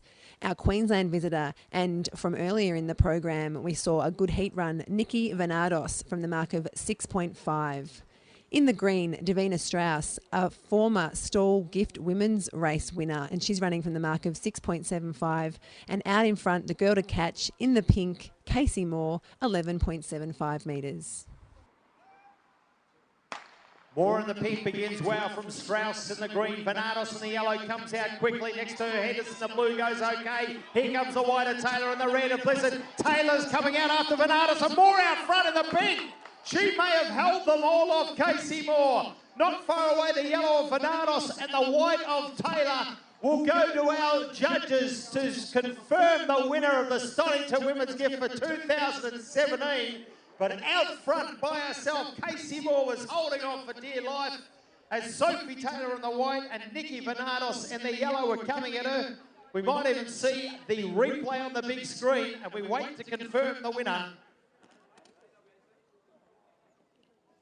And we're going to confirm the winning colour, semaphore the winning colour in the middle of the ground here. And the winner is the pink, Casey Moore. And the results for the women's Stonnington Gift 100 metre final. The first place getter, Casey Moore, taking out her first major women's gift, won this race in 11.73 seconds. Second was Sophie Taylor in 11.81. And third, last year's winner, Keely Henderson, makes the dais 11.83. Rounding out the field, our Queensland visitor Venados. Fifth was Blizzard, and Strauss was sixth. Well, I'm here with the winner of the women's Stonnington Gift, Casey Moore. Congratulations. Thank you very much. I can't believe it. We were out there in front of everyone. You were the one to catch, but you held on so strongly. Yeah, I did. It was good. I'm just in shock, really, honestly. I can't believe it. This team here, right here, every single one of them has a little bit of effort into this win, and without them, I wouldn't be here. They know that. So, yeah, I'm just really happy, and I'm really proud that I could pull it off.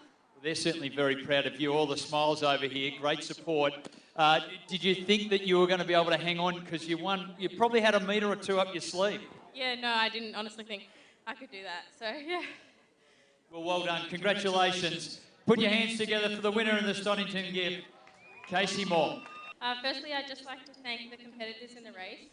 One of the best things about VAL is that you can come along and chat to everybody, and then when it comes to the field, we have a really good race, and then we just all congratulate each other and then have another chat. So it's really nice to be able to do that and be friends with everyone. My biggest thanks has to go to my team, Fiedler, my coach, Nick Fiedler. You guys have put so much effort into me and believed in me when I couldn't. And so I was really grateful for that, and I'm glad to be still running. To VAL, you guys do an incredible job each week. All the volunteers, the handicappers, must be strenuous, but you guys pull through each week to make a really good carnival, and I love running here, so it's good. To the City of Stonnington, thank you very much for all that you guys do. To the Bendigo Bank, thank you for sponsoring the race.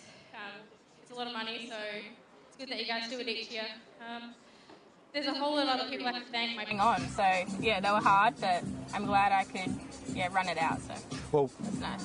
When you ran, how confident were you of getting across the line first?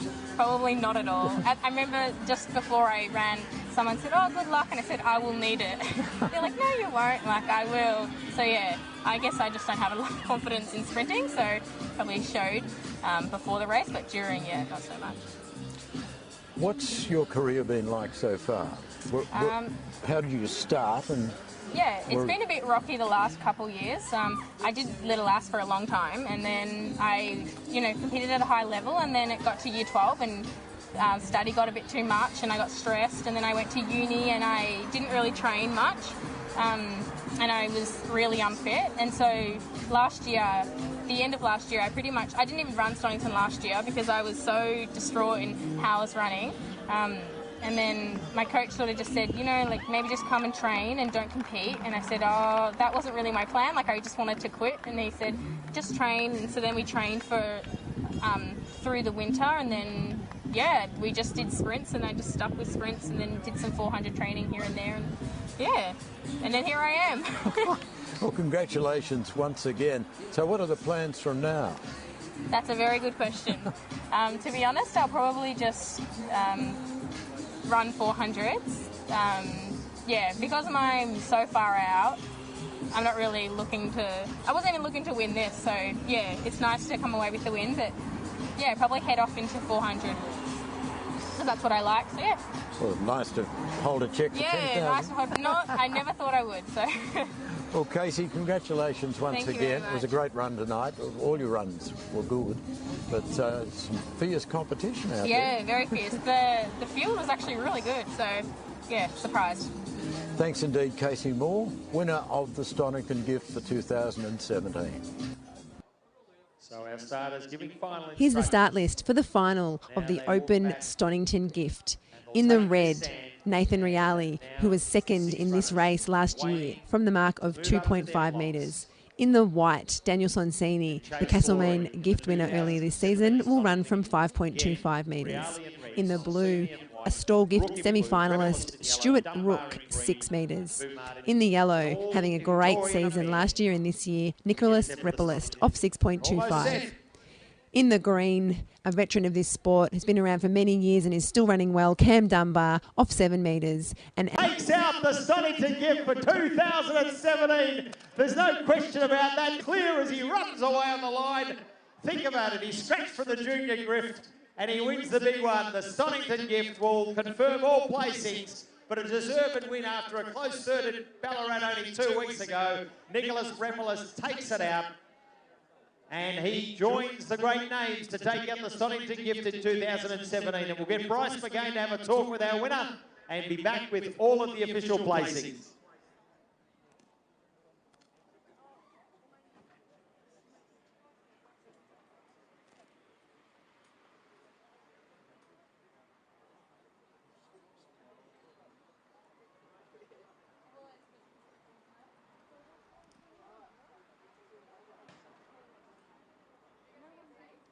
So Bryce will be with our winner in a moment. Yellow from red and green in the final. Yellow first.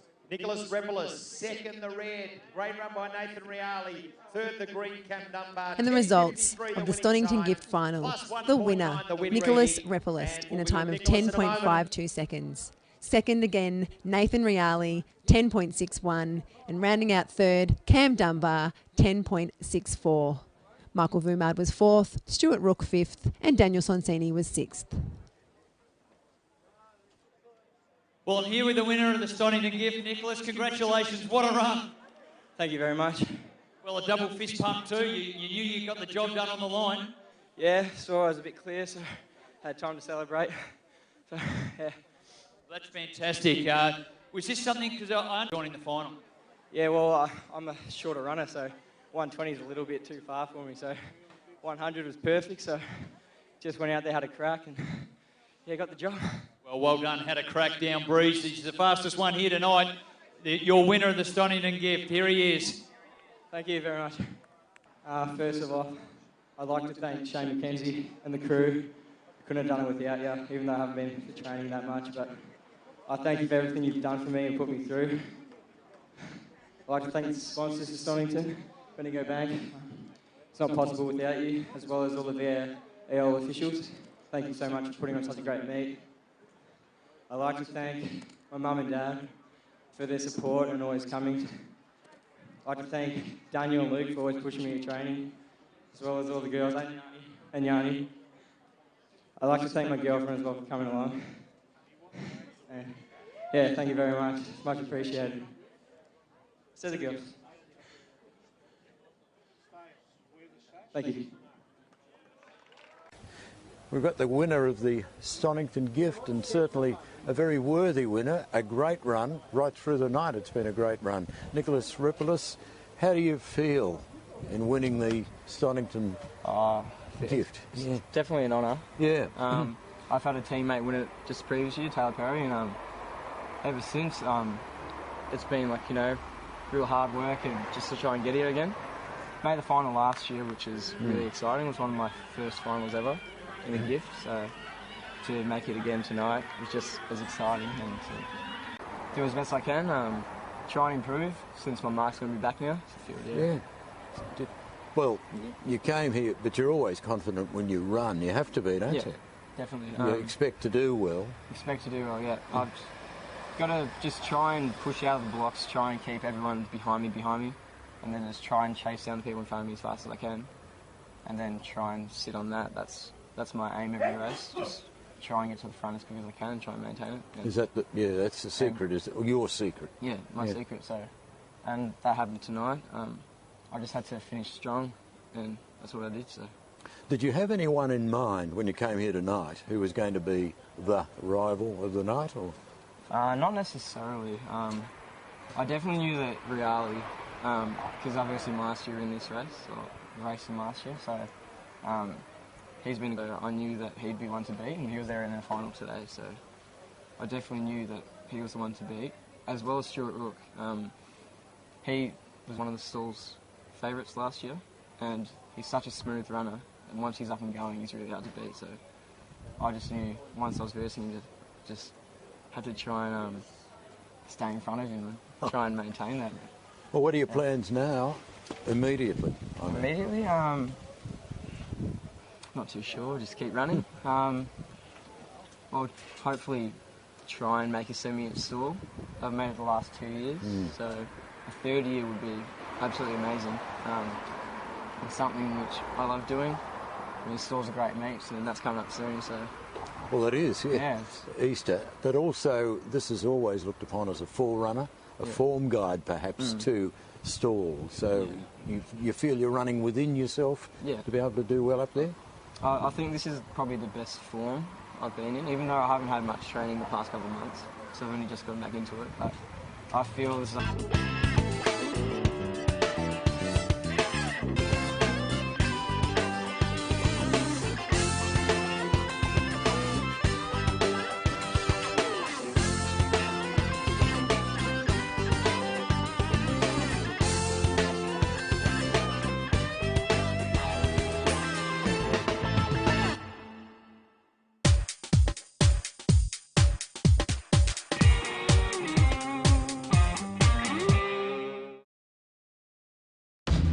Small things.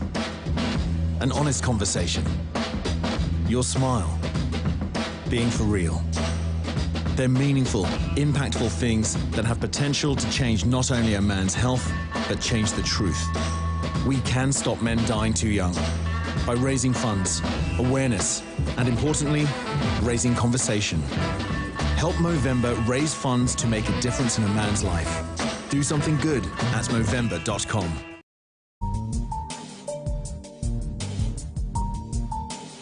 Do you currently have a community service announcement on free-to-air television? If you do, you can now submit it to us as well via our website at MELfeed.video. We have lots of time to fill on these broadcasts, and we are sure to give your announcement a great run on MELfeed.video.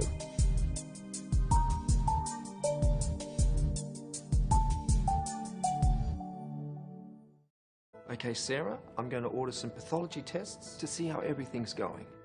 Half the Australian population had a pathology test last year. That's you or someone you love. 100 tests are performed every minute, delivering vital medical information. From the moment you are born, your healthcare depends on pathology tests. 70% of medical decisions rely on information from pathology tests. Pathology is the engine room of healthcare. One small sample can reveal millions of insights all about you. Pathologists are your doctor's doctor. 25,000 people work to provide doctors with the answers they need to treat you. Australian pathology is world class. We may never meet you, but we see each of you as part of our family. Every minute, 23 Australians find out more about their health. Good news, Sarah. The results show that everything's okay. Pathology provides peace of mind. I rely on Australian pathology. Sign up online to support Australian pathology. Here is some brilliant news for adults who have difficulties with spelling, reading a newspaper or phone bill, or writing letters and emails. It can be easier to improve your reading and writing skills than to keep putting it off. Take the plunge. Call the Reading Writing Hotline, 1300 655506. 1300 655506. It could change your life.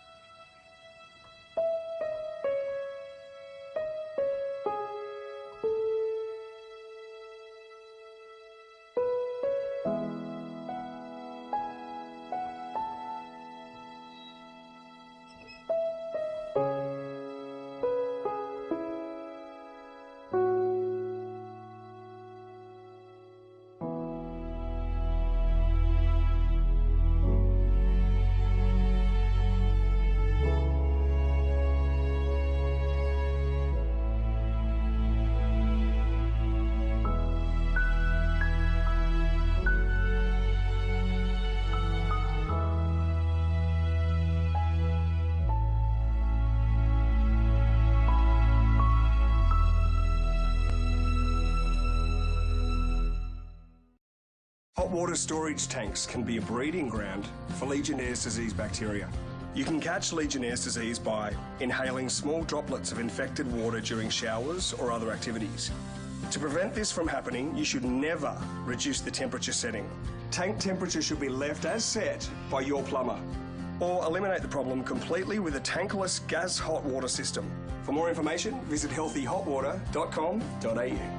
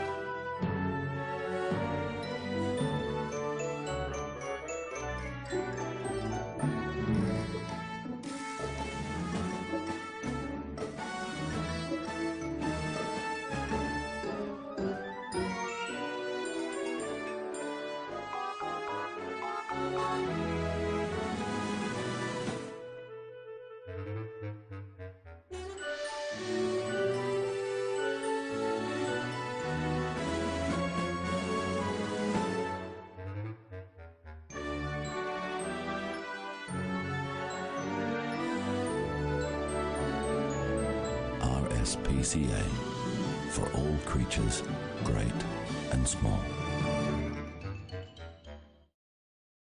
You teach us strangers are dangerous, but someone we know is a much more likely threat. You teach us strangers are dangerous, but who will help when you're not around? Create a world without unnecessary fear. Prepare, don't scare.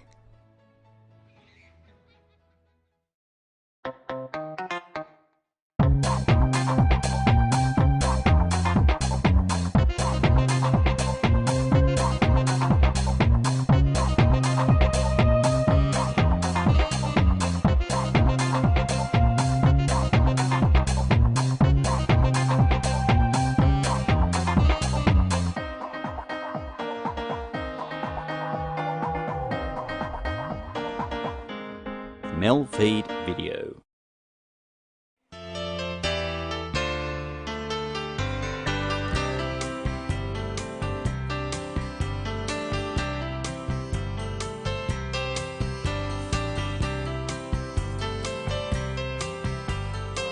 I've got Graham Rawdon here. He's one of the organisers of tonight's 50th GMV6 reunion.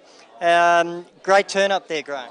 It was. It was a turn up that wasn't decided early on. We didn't have a database to start with, so it was a database created by myself, Kevin Looms, and Graham Button. Graham Button looked after the production staff and the operations staff. I looked after the sales and administration, and we had Kevin Looms looked after the cabin people and the journalists. So from there we created a database from up here, because we didn't have anything from Win TV to start it with. So okay, it was fine creating that database. We had 150 names. Then it was up to us to try and find them. So we went to white pages. We needed to go more than that. Graham Button's daughter created a face page, which was called the GMV reunion page.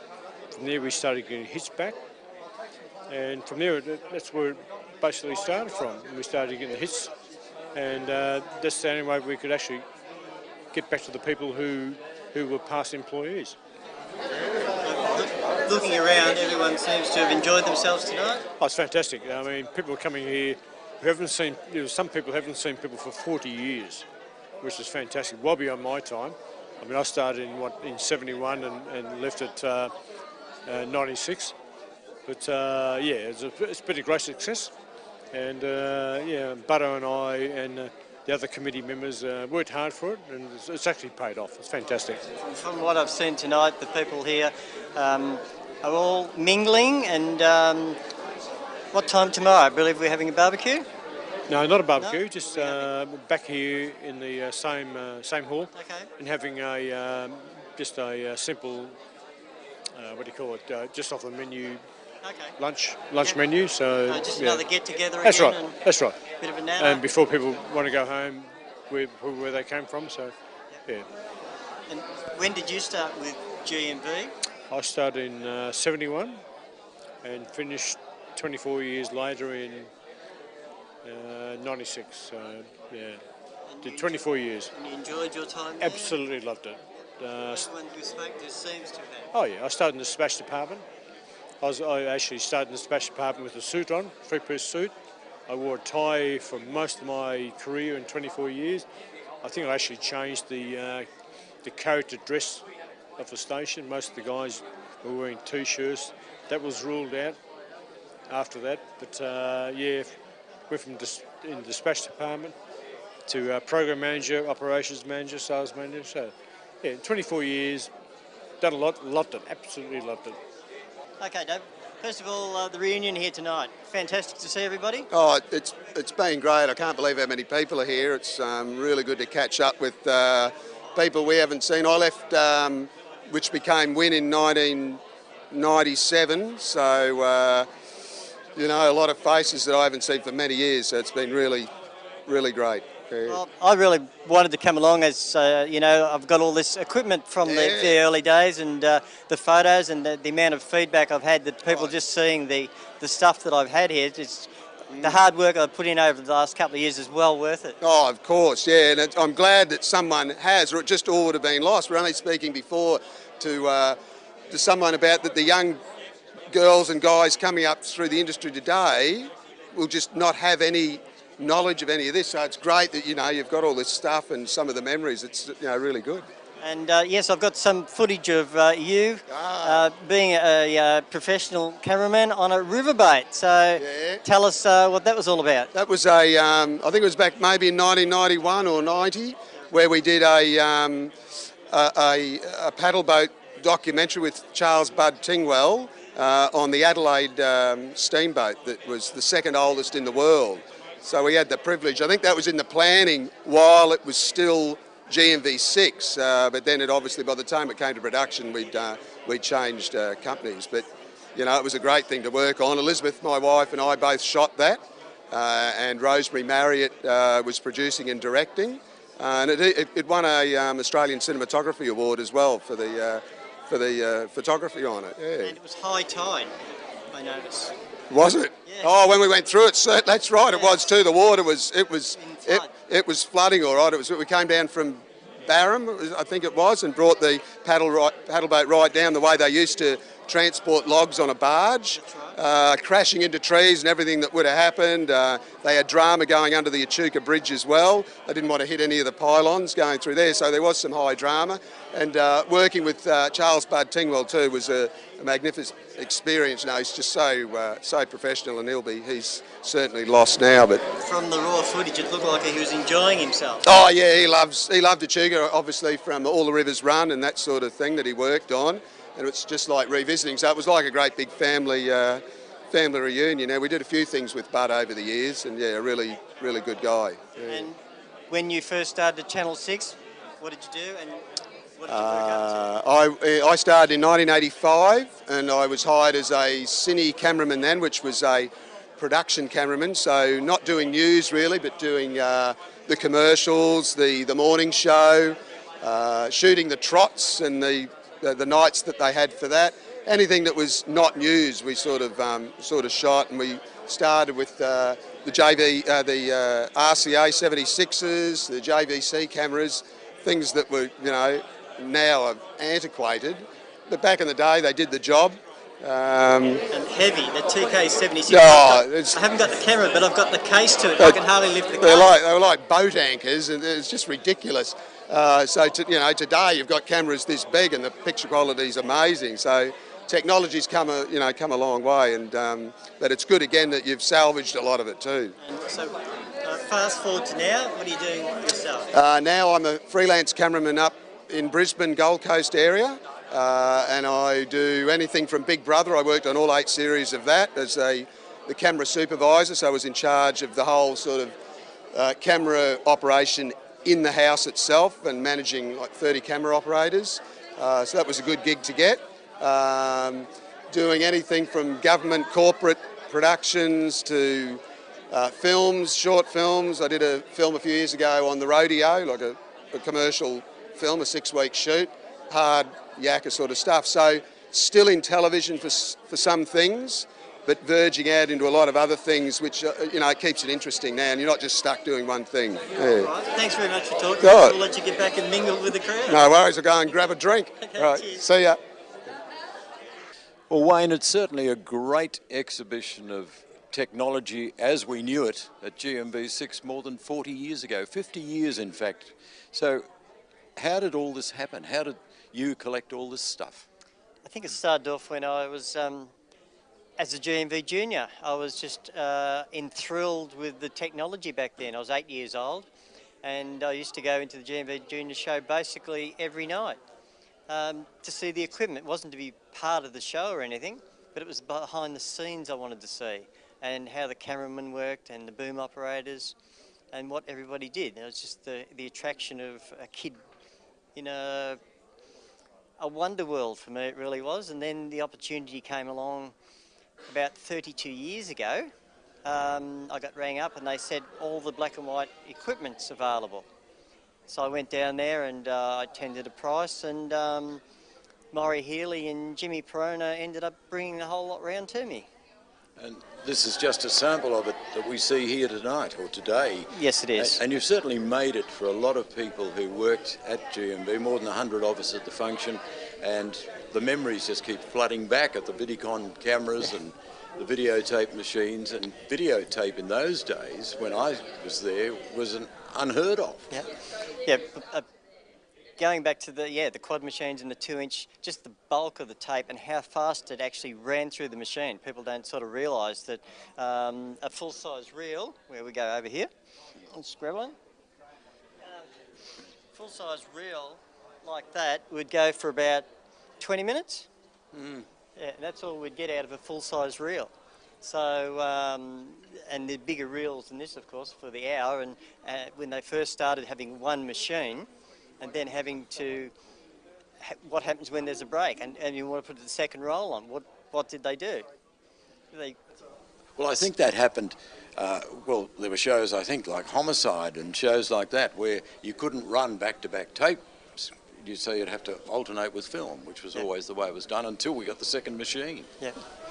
And that's the way it... And the news services back in those days were something else. We used to get the news from Channel 7 Melbourne by bus. Right. It'd be 24 hours old. Yeah. And we'd put together a half-hour news bulletin, let alone the international stuff, which would be 2 to 3 weeks old sometimes. Right. Yep. But we'd put together a half-hour bulletin. It's a far cry, technology back 50 years ago, to what it is today. Absolutely. The amount of hands-on effort that went into behind the scenes, not only threading up the tapes and that, and when you talk with the film, 30 seconds of film a commercial, and the guys were telling me they used to have a competition of who could thread the machines up the fastest to get the 30 seconds rolling to get the next ad break going. Well, that's the way it was, and it was acknowledged. And of course, with film, it was physically spliced. It wasn't changing from one projector to another. Quite often the films and the programs themselves had the commercials spliced within them. Yes. And they had to be broken down the next morning and sent off to the next station. And I've heard stories over the years how it got shorter and shorter and shorter on these, and there was parts of the clips missing in the end because of all these cuts and edits. And of course there were the stories with the old telecine chains where occasionally reel 2 would go to air before reel 1, or reel 3 would go to air before reel 2, which caused a bit of confusion amongst the viewers. It would. But yeah, from then on, over the years I've got to know the people at Win TV, and they've gradually been sending bits and pieces my way of obsolete equipment. The local radio club calls me Steptoe for obvious reasons. But I think I have a bigger, my wife would say I have a bigger collection than Steptoe at the moment.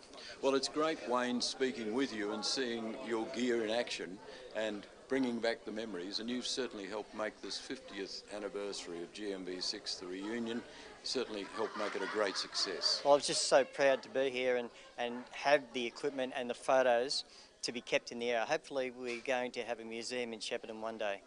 Right, to display it. And of course we'll be back for the 100th anniversary. Well, some of us might not, but yeah, it's been really great. Wayne, been great speaking with you, and all the best with your continued collecting. Thanks indeed.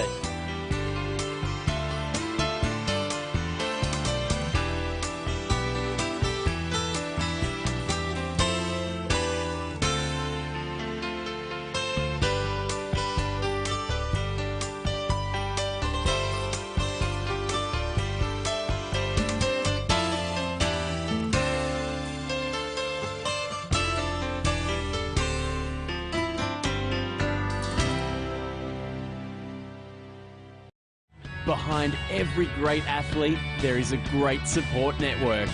Australian Athletes with a Disability and Wheelchair Sports Australia help athletes realise their full potential. Gonna go from 3, yes! No matter their ability, we're there to support them. Sporting opportunities for all abilities. For more information, visit sports.org.au. Australian women need to kiss more. Watch out for persistent and unusual symptoms, as they could be a sign of ovarian cancer. Know the important signs and symptoms. Kiss. Look out for symptoms like abdominal or back pain, difficulty eating or feeling full quickly, or persistent bloating, or a change in toilet habits. If you're experiencing persistent and unusual symptoms for more than 14 days, see a GP. Make sure you kiss regularly. My name is Logan. I'm 12 years old and I have Duchenne muscular dystrophy. My muscles are degenerating and I was put into a wheelchair 2 years ago. Soon I won't be able to move at all. The majority of people affected will not live past their 20s, including me. So we need your support to improve our quality of life until a cure is found.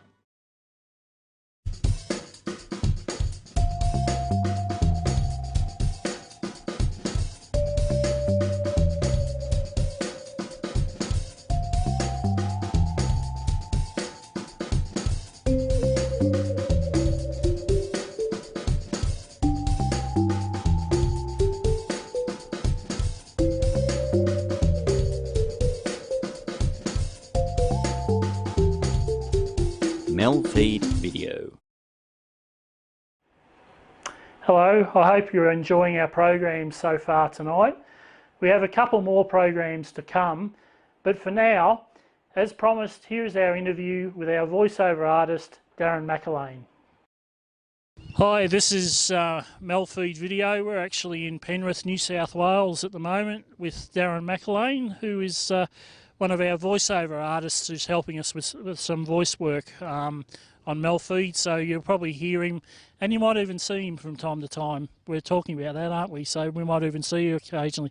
Absolutely. I'm very, very excited about being part of this brand new project called MELfeed.video, and I guess I'm very honoured to be able to maybe use my voice to piece things together. I think that's going to be very exciting, and I guess it's going to be great to piece some of that vision together, and I think it's going to be a great opportunity to piece some of those historical pieces of online TV as well. So it's certainly a great opportunity for you and for me as well.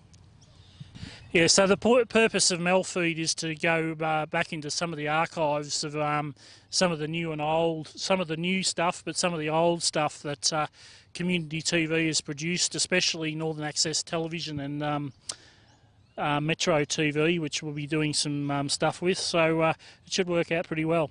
I think it's a very exciting project, because I think as time goes on, some of these fantastic productions can get forgotten about, and I think it's really important that we archive those, we keep showing those things, and I think the greatest part about streaming TV is that people can relax and watch all the videos unfold as they take place, which is fantastic. So what is some of the stuff that you've been up to with your voice work over the years? Well, I'm very honoured that MELfeed are out here in Penrith. This is, I guess, my hometown. This is the home of great 80s music where Air FM, I guess, broadcasts. I do the drive time show here from 3 to 6, and I'm very excited about that. So I guess it's a great way to connect with the listeners, and I guess I've been, you've been able to hear my voice and see some of my things on YouTube, and I guess there's a bit of a history there with television and radio and theatre perhaps, but I'm more than honoured to be part of MELfeed.video at this stage. So you're currently on a local open narrowcast station in the Penrith area, that's correct? Absolutely. Here, Air FM, it broadcasts on 88.0 FM in Penrith, and I guess we mainly focus on the 80s music, and I guess I do the drive time show. So yes, we've got the 80s music, but we've also got, we do the traffic and the weather, and more importantly, which is something I'm very excited about, is that we actually stream online on tunein.com, which is very exciting. So you can find Air FM through the TuneIn app, so if you search, what is it, Air FM, you'll find it on the app? Absolutely. Air FM on the TuneIn app. Just look for, I guess, the coloured logo for Air FM here in Penrith, which you can see the great backdrop of Penrith just behind me, and we broadcast 24/7 on, I guess, on 88.0, and you can also find us on tunein.com. Very exciting. Yeah, so just look for the test pattern logo. That's the one. It's the rainbow coloured one. That's exactly right. Fantastic. Colour bars, I think it is. That's a technical term, isn't it? That's the colour bars. I like that one. I'm gonna work with that this afternoon. The colour bars. I like it. Yeah. So you're also a primary school teacher in the local area as well? Absolutely. I've been working here in the area of South Penrith for 14 years, and I guess I bring primary teaching and journalism and voiceover acting all together in some format. So here in Penrith. So I'm very, very honoured that I'll be able to do a lot of these voiceovers for MELfeed here from Penrith. Very excited about that one. So some of your talents have rubbed off on the kids too, apparently, you were telling us. I hope that I bring some sort of inspiration in some way, and I guess they certainly, I don't always tell them what I do, but they go searching on YouTube and listening on the radio, and they have a listen to some of the great things that I do. So that's always nice of them to do that. So they're getting introduced to some of the 80s music themselves, are they?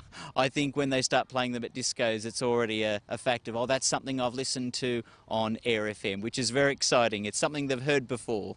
Okay. Well, thanks for joining us anyway, and we'll look forward to working together in the future with this great project as it gets going. Fantastic, Michael. I'm really honoured to be part of MELfeed.video, and more importantly, thank you for coming out to Penrith today. I'm very excited about that. Okay, and possibly we might try and do some footage around Sydney while we're here. Obviously we're here in October, but we'll be broadcasting on this channel from November, so we'll see if we can do some little bits from around Sydney and a few different places. Fantastic. Our viewers can join us and see lots of the great work that Michael does as well, which is fantastic. Okay. Thanks, Darren. Thanks very much for having me. We'll see you soon. To finish off our broadcast tonight, we present a couple of special programs that I produce for fundraising for C31 Melbourne. First up is Fish Talk, which was shot at the Melbourne Aquarium to help fit in with the subscriber-thon theme that year, which was Feed the Fish. It is just a quick little program that was played quite often during that campaign. So please enjoy Fish Talk, and I'll be back in a moment.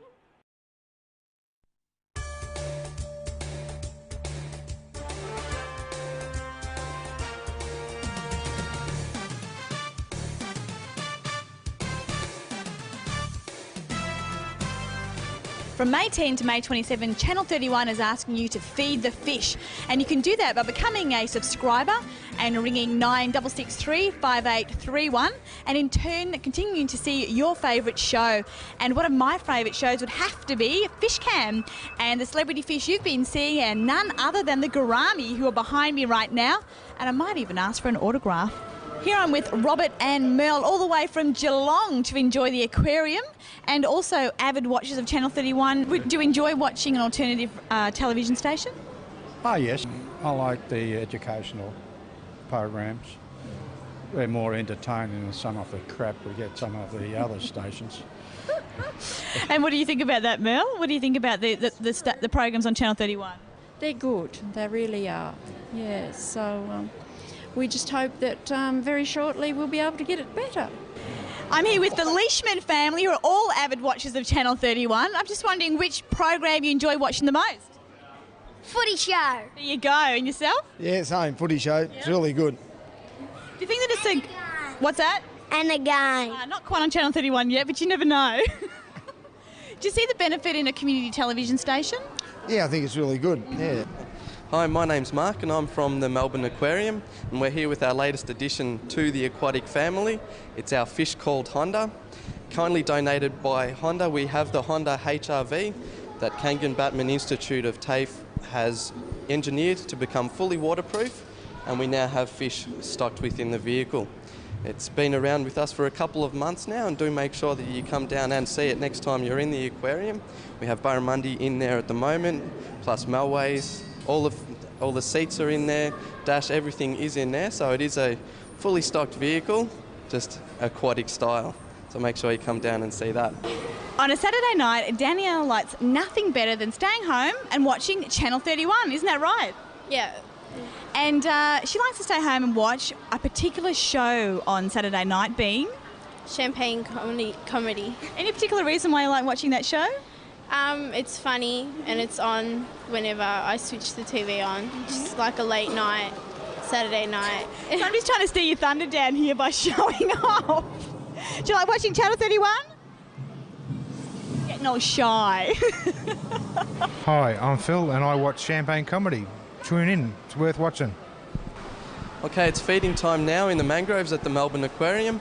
Malcolm is feeding our baby smooth rays, which were born a couple of months ago. Do come down and see those. They will grow eventually into 300 kilo plus rays, so they're quite tiny now. Come see them when they're little babies. All the animals in here love their daily feeds, and I think all the audience would too. So come down normally around lunchtime and mid-afternoon. The shark feeds are on, and they're on in about 5 minutes time, so come follow me and we'll go see them. Hi, my name's Julie Evans. I'm really excited about Channel 31, and I've watched a program called Etc, and it's really great. It's a wonderful thing to have a community TV station, and I really think that it gives everybody an opportunity to really practice and show people what they can do. And I really would encourage all those that participate in it, because it just gives them the opportunity. So I think it's great. Everyone should watch Channel 31. Okay, here we are at the Ocean Theatre. This is part of our 2.2 million litre oceanarium. In here you'll find all the species of fish that are found in the southern waters of Australia. So you've got your seven gill and your grey nurse sharks. You've got your black rays and smooth rays, eagle rays, and all of the other fish that are found around Victoria and Adelaide and Western Australia. So do come on down to the Melbourne Aquarium and check out everything that we have here for you. And while you're not at the aquarium, do check out Channel 31's Fish Cam. It's Australia's largest fish cam, so check them out, keep them alive, subscribe to Channel 31. Thank you. One of the highlights at the Melbourne Aquarium is none other than Sharky, the latest addition, who's actually just been fed, so that's fantastic. I feel very safe beside him at the moment. And of course his favourite program on Channel 31 would have to be Fish Cam. Is that right? Hi, my name's Maria, and while I'm not making coffees at the Melbourne Aquarium, I watch Channel 31 Asylum. It's a really great music channel show, and it's great funky music.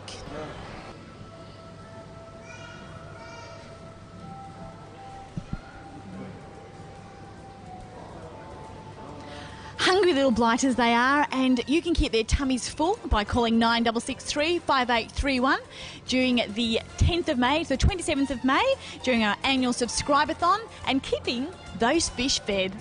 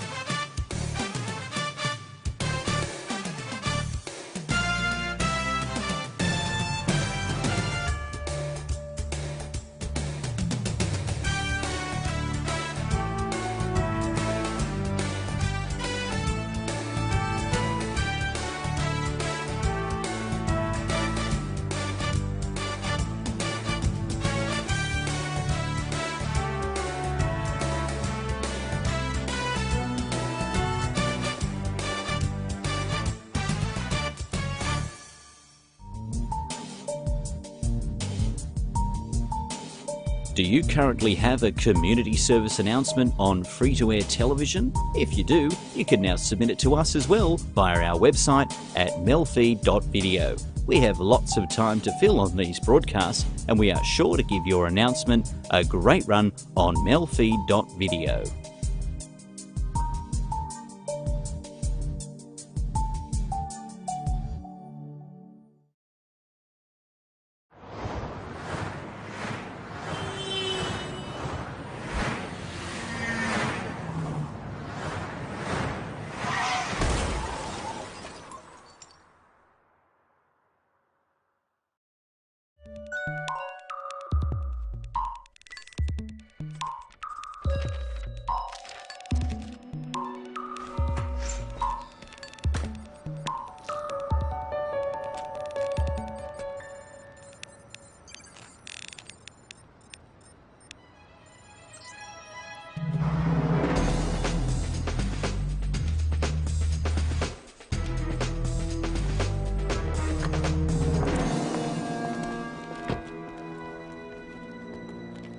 So, you think you're ready for this?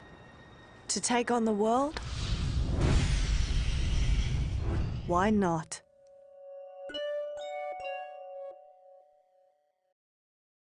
With the warmer months upon us, here are some poolside safety tips. Because not everyone can swim like Clarkie and I. S is for supervision. Always have an adult watching over the kids. A is for Oswim. Have your children taught to swim by an Oswim licensed teacher. F is for fencing. Ensure secure fencing surrounds your pool. E is for emergencies. Always be prepared. R is for rule.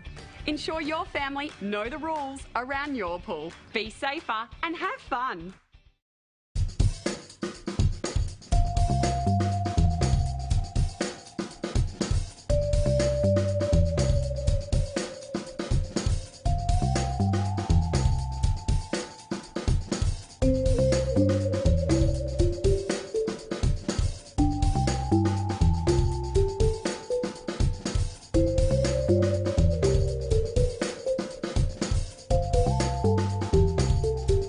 MELfeed.video. And now we go back a little further, back to the days of analogue videotape editing in fact. In 1999, Channel 31 was in a dire position and needed to raise funds very quickly to survive. The member production groups were asked to help produce programs advertising the urgent appeal, and as Northern Access TV's contribution to this, myself and Jacqueline Shields went out on the streets to produce this special Vox Pop program. You will see a few attempts at humour though through this program. Anyway, please enjoy taking it to the streets.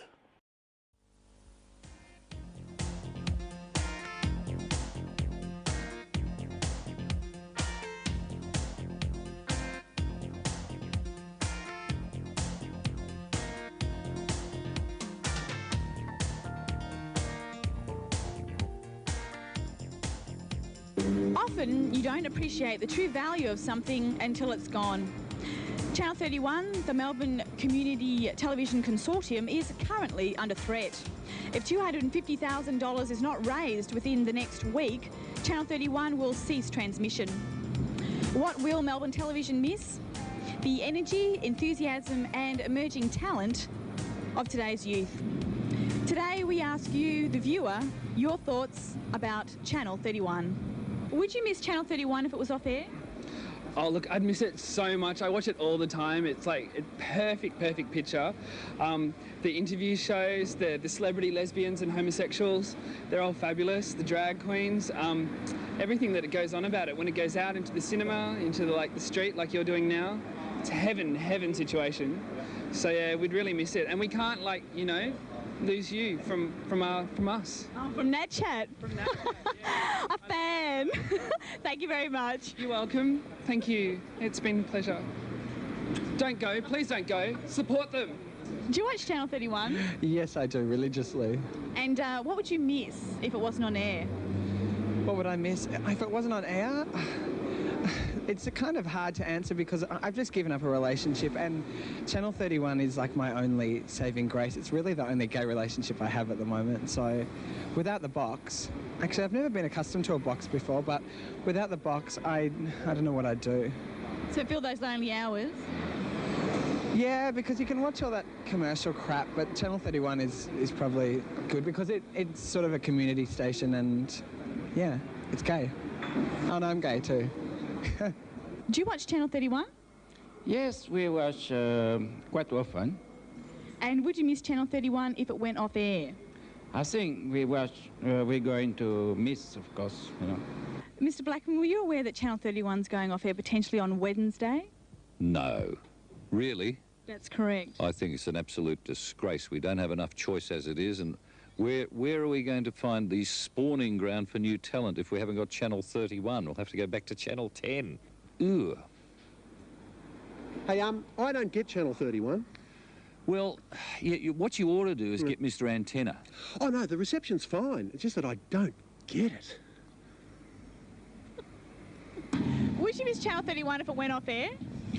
Well, considering that I do watch it all the time, I think I would a lot. Yes, I'd really miss it because it's the only station I ever watch, because there's a whole lot of crap on all the other stations, and it's just the most informative, interesting station, and the most interesting ones are the ones that Jacqueline Shields stars in.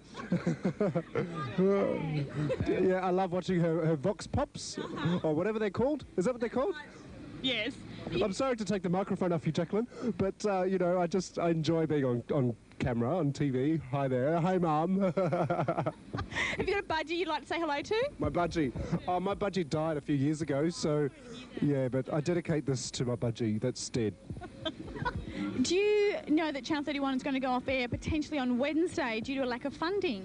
Well, I'm not aware of that. No. It's a shame to see it go off air because you had some Asian programs which I do watch, and you've got a lot of local government events and local events that's of interest to people in general. But because I think Channel 31 is not very well known, that's why people don't watch it as much. But I think I would miss it if it's gone. Do you girls watch Channel 31? Sometimes. Yeah. I've seen about it and watched it a little bit, and about a year ago one of my videos was going to be on it, but it didn't make it. What was the video of? It was Jack and the Magic Mushroom. Yeah. It was pretty good. Bit of an amateur video, but that's all right. Okay, so would you miss Channel 31 if it did go off air? I can't say I watch it that much, so... I wouldn't personally, but they do heaps of, like, get people's stuff on TV, which is good, but I don't personally watch it, but... Why don't you have another go? Maybe if we stay on air, get your stuff on air. It's not that hard to get involved, yeah. Yeah, it's all community-based and all that, so... Yeah, you can have a fashion show. That'd be pretty rad. What would you call it? Would you two do like a show together maybe? I reckon we could handle something like that. I'm going to be an actor. I could start my own little video thing. Yes, I can see it. Maybe a fashion show with dance and how to dance in the club scene. Yep, definitely. Focus on the rave scene because I reckon, take the video camera to a rave and get some... We did that. We were going to. The camera didn't work for us though. So. That happens a lot on Channel 31? Yes. Would you miss Channel 31 if it went off air? Well, probably not because we get a really fuzzy reception at home, so I've only tuned in a couple of times, so I guess not, no. If Channel 31 didn't have a fuzzy reception, would you watch? I think I'd watch it, yeah, because you know, I hear about it and just the little fuzzy bits I've seen and at people's places where I have watched it. Yeah, it's been quite entertaining. Do you know that on Channel 31 is actually a cooking show? So for your strawberry jam, you might have a good recipe because you don't have one at the moment, do you? Not yet, no. I didn't know that. We'll ask the Channel 9 cat its comments. Excuse me, would you? Excuse me, would you miss Channel 31 if it went off air? Is that on Fox? What? Fox? Would you miss Channel 31 if it went off air? Is that on Optus? No, I think it's on Fox. No, I reckon, yeah. I don't know. Yeah, I suppose so. Thanks for your comments, gentlemen. Are Bell & Co. Melbourne? It doesn't pop in my face. No. How old are they? Oh, they'll be probably about 80 years old, 90 years old. That's incredible. They are wax Festus match. It's pulling out. Oh. Now you can write that on the seat of your pants. Really? No, not there. You can. You choose to watch Channel 31? Yes, I do. Yeah, and it's the type of channel that I'll just switch on automatically when I watch television, because it's always got programs which are quite different on mainstream television. It's much more community based, and you feel like you're talking to your next door neighbour, or that people are being interviewed who are just like me and who have opinions. It makes me almost feel a bit more relevant or empowered, because people like me do get a say, and it can be projected to thousands and thousands of other people. It's, yeah.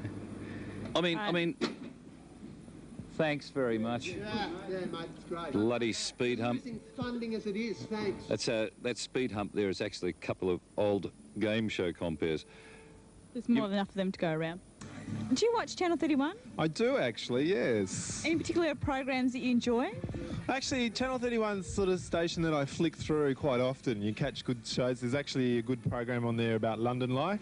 The Italian one, which is quite funny. Come stani Italiano, everybody. And the way she goes, she's all right. It's benefited you no end. No end. And there's Bent on Mondays and the Richmond 3-1 one. Yeah, good show. Would you miss Channel 31 if it went off air? I reckon, yeah. Because I don't like watching the other boring American TV like 9, 10 and all those other mainstream. I'm a big SBS and ABC and independent TV watcher, yeah. There you have it, the thinking man's Channel 31 watcher. No, I think that just the gay and lesbian program mainly would be what I just think it's a valuable voice in the community, and it's just another way that we can use the media to get our opinions across. And you know, and prominence for the community. Yeah. I think if that goes, then we just slip into the background a little bit more. Yeah. Are you aware that Channel 31's going off air on Wednesday potentially? No, I didn't know that. Do you watch Channel 31? Yeah, all the time. Didn't know that was going off. It's shocking. And do you think it? What would you miss in particular? Ben TV, and a lot of the European channels. Yeah. Pretty amazed that it goes off. I thought it was doing really well. It's shocking. That's actually why we're here this afternoon, to ask you, a watcher of Channel 31, what you'd miss if Channel 31 went off air. Because you managed to drag yourself out from in front of the television. Well, I watch your travelogues. I watched the show about Egypt the other night. I have a bit of trouble watching the foreign shows because I can't understand half their languages, but I watch them with interest to see how other people live. And it's quite an interesting show. I don't agree with all your shows, but most of them I do. Yeah. What don't you agree with? Just to be a bit controversial here. We like controversy. Some of your funny shows, you know, where you have your guest comedians and things, they're not as funny as what I think they are. I usually turn them off. I actually, I got my start on Channel 31, not a lot of people know that, and now I don't need you anymore.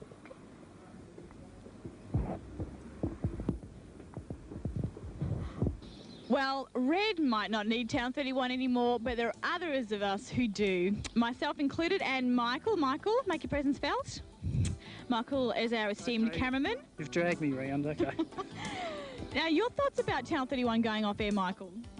Well, I've already been through one closure, the Optus Local Vision channel, which is on the cable, closed down. So I've already been through one closure, so I wouldn't like to go through another one. I know that much for sure. There you go, a cameraman is not camera shy, that's a first. Well, I'm usually on the other side and I stay behind it for a good reason, as you can probably see now. No comment? No comment, no. That's right. So Red doesn't need Channel 31 anymore, but there are others of us who do.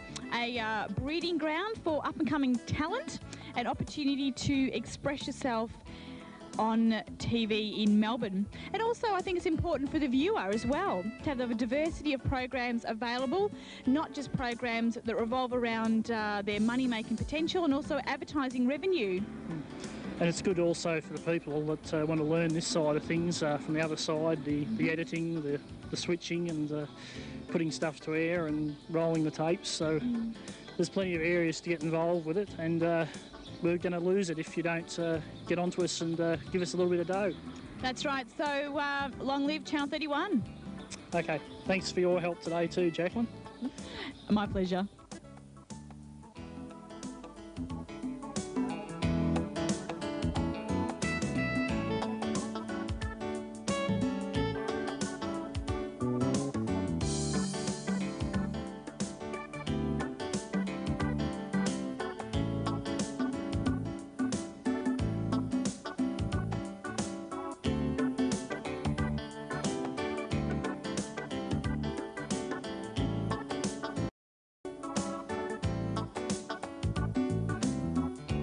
Can we go again? No, I like it.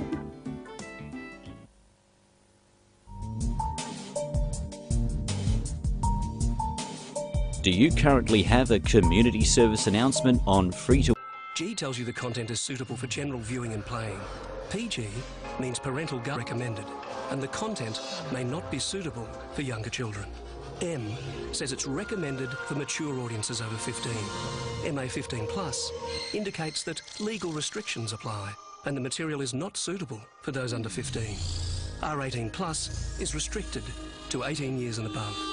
You can also find useful consumer advice next to the classification. Look out for these symbols on games, DVDs, advertising posters and movies. Please use these classifications to help you choose with confidence. Show Me the Way creates the first social networking sites for Australia's Aboriginal and Torres Strait Islander students. With secure online mentoring, Show Me the Way supports students to complete their schooling and continue to TAFE, university or vocational education. Show Me the Way connects students with e-mentors from corporate Australia. With secure online mentoring, Show Me the Way supports students to complete Year 12. To donate, visit showmetheway.org.au. Small things. An honest conversation. Your smile. Being for real. They're meaningful, impactful things that have potential to change not only a man's health, but change the truth. We can stop men dying too young by raising funds, awareness, and importantly, raising conversation. Help Movember raise funds to make a difference in a man's life. Do something good at Movember.com.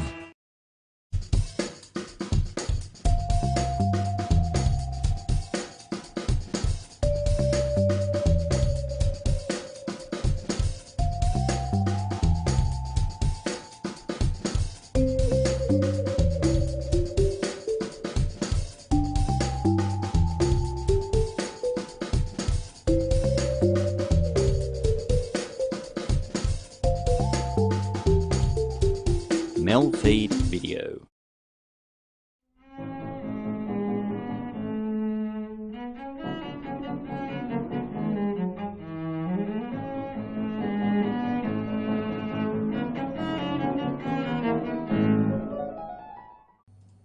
Welcome to the CEC Report for the 17th of November 2017. I'm Elisa Barwick. Joining me today is CEC leader Craig Isherwood. Welcome, Craig. Yeah, thanks, Lisa. And good news on the show today. Interim victory on bail-in bill. Now let's crush it. And secondly, today we'll cover TPP revolt frustrates imperial schemes for Asia Pacific. So firstly, interim victory on bail-in bill. Now let's crush it. So we had a very important, albeit momentary victory or interim victory for the time being, but a very important one nonetheless on defeating the APRA emergency powers legislation, which is what the powers the Treasury wants to give our regulator, the Australian Prudential Regulation Authority, that if there is a financial crisis, they would have really unspecified powers, which is the problem with this legislation, to potentially confiscate deposits of the depositor and the individual citizen to save the bank. Yeah, and this goes back to what we've said all along, Lisa, back to 2013, where the CEC rang the alarm bells that there was quote-unquote legislation in train to bring in bail-in into Australia. Now, bail-in, for those of our viewers who don't understand what bail-in is, this is the legislation that's been brought into Europe, into Italy, to Spain and places like that where governments are allowed to step in and literally take people's deposits, which are usually considered sacred, right, and protected. But what has happened is, under the idea that banks are too big to fail, the banking system has to be protected at all costs, the stability of the system has to be preserved at all costs, then they have to be bailed. There's not going to be any more public bailouts in the system, therefore depositors are going to be the ones who have to be the last resort, so people have their deposits stolen. Now, that legislation in 2013, right, we warned people back then. We created a massive campaign. We had full-page advertisements in The Australian. We published the New Citizen newspaper, hundreds of thousands of copies. Now, we suppressed that legislation but now it's popped up in this form of this emergency powers for the APRA, and now we've been able to force it into committee. Yeah, it was kept, we must stress, it was kept very hush-hush, but our campaign drew enough attention to it, had enough politicians worried that it has now been thrown to the Senate Economics Legislation Committee. Now that basically sidelines it for the next 3 months. It means that there's no danger of it being voted on prior to that 3-month evaluation, after which a report back is due by that committee on the 9th of February next year. But it does require immediate action now from the viewers that have been acting on this, and we'll come to that in a minute. Yes, there's only one thing we need you to do, so it'll be very straightforward. But firstly, just to specify what the committee is going to be looking at, the Hansard actually listed the reasons for the referral to the committee, the principal issues for consideration, which is very important. It says that they want to understand exactly what capital instruments are covered by the bill. And this is because of us, because we've stated, as on last week's show, that the capital instruments could include deposits because APRA would have the freedom to basically specify what they consider as capital. Secondly, it says to understand what consultation process APRA would be required to undertake before making determinations under the bill. Can they just do whatever they want, etc.? Thirdly, to understand what power the executive and/or Parliament is ceding to APRA, very important. And finally, to understand the possible implications to market concentration in the banking sector. So as you can see, this is actually a very crucial battle. Now, to win the war, the overall war beyond this battle, this Economic Committee will be taking submissions, and they are due by the 18th of December. So the one thing that we need all viewers and CEC supporters, and get your friends and family to do the same, we need to generate a very large number, so it's very clear that if this were to go through, those politicians would risk losing their seats at a forthcoming election, which might be sooner than they think. So the way to make a submission is you can go to the Australian Parliament House website. Just put in aph.gov.au, and if you type into their search engine at the top right, Crisis Resolution Powers, the first link that comes up will take you to the page showing you how to make a submission. All you need to do basically is write a short letter saying, can this legislation, and go with Glass-Steagall bank separation, which Craig can explain in a moment, instead. For more information, if you want to give them a bit more of a serve, which you're welcome to, go to our press release, which laid out 3 crucial questions that each politician should consider, and every member of the Senate committee will receive all the submissions that are made. So this is important that they see these questions. So you can go to our website, right at the top you'll see a link to that press release. So this is what we need these politicians to be hit with, and we've just got 1 month to do it. Look, it's very clear, at least. The issue is not this APRA bill. This APRA bill, if it's passed, is simply another tool to entrust an organisation that is run, organised and so-called governs the banking system to control the banking system, or the so-called control the banking system, which is all right. Look, this banking system is proven to be a criminal banking enterprise, right? Look what it's done to people. So people are going to be, fed to the, like foxes in the hen house.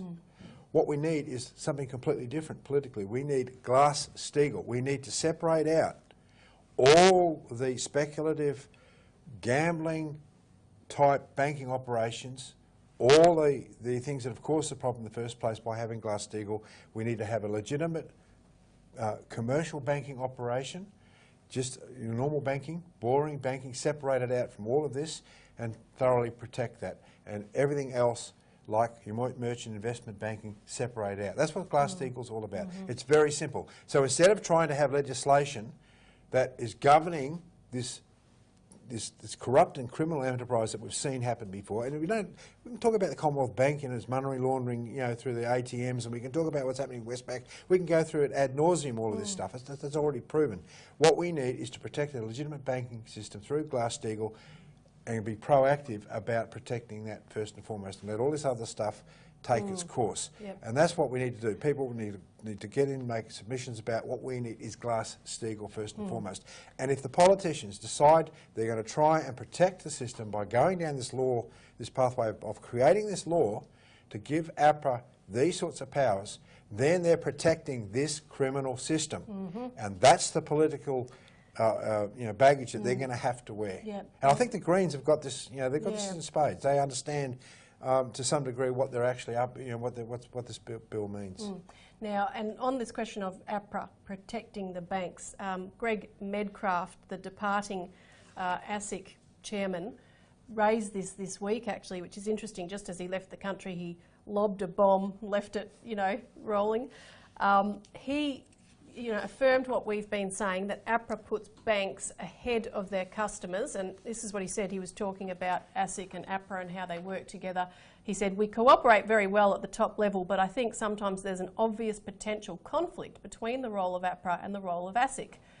The role of APRA is to protect the entity, the bank, and ASIC's role is to protect consumers and investors. Sometimes what may be good for an entity and its profitability and its soundness may not be particularly good for consumers and investors. That's exactly what I just said. I mean, APRA is protecting the fox. Yeah, exactly. ASIC's protecting the hens. Yeah. I mean, for goodness sake, what sort of model is that in the first place? Yeah. So everyone knows this. He's only game to say it when he just ups and leaves the country and his job. But previously, of course, we reported on the show, he revealed the dangers of hybrid or bail-in bonds, which we've talked about before, where you buy bonds in the bank that are converted into shares during a financial crash, which people are not adequately informed of, and he's warned that they are a ticking time bomb.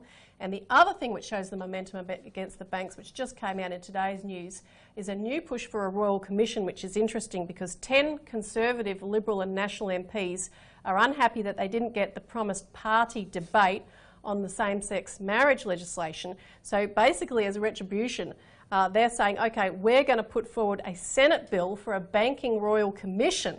It would be co-sponsored by the Nationals, the Labor Party, the Greens and Senate crossbench parties. So meaning it would easily pass the Senate, and they've also said that they think it could, well not easily, but it could, with two people crossing the floor, pass in the House of Representatives because you have two by-elections taking place, so two of the regulars that are out of the job. So things are getting very interesting. Well, at least this could collapse the entire parliament. I mean, if the banks get that desperate, they could say, OK, this is enough, we're going to have another election. And that might, who knows how this is going to work out, because this is the uncertain nature of politics at the moment.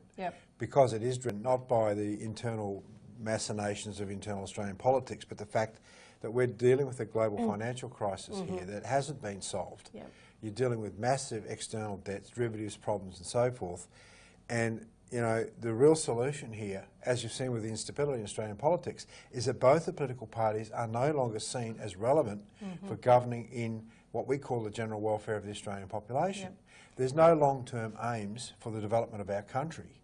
There's no long-term development projects that take Australia and say, OK, how are we going to look at the next 50 years, like, for example, China is doing right now. There's no, in a sense, confidence into the future.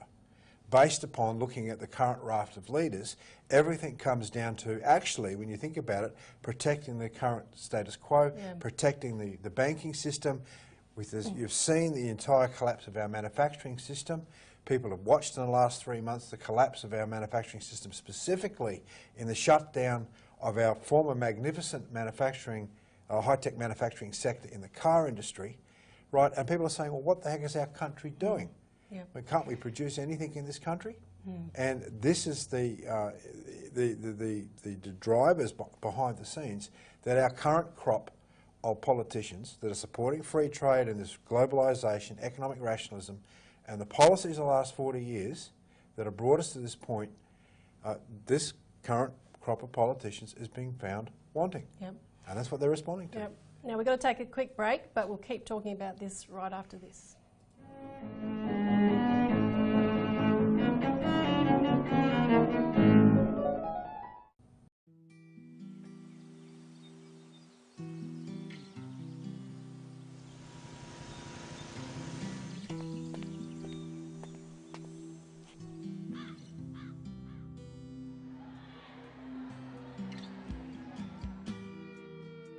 Statistics show 1 in 3 girls and 1 in 6 boys will be sexually assaulted before their 18th birthday.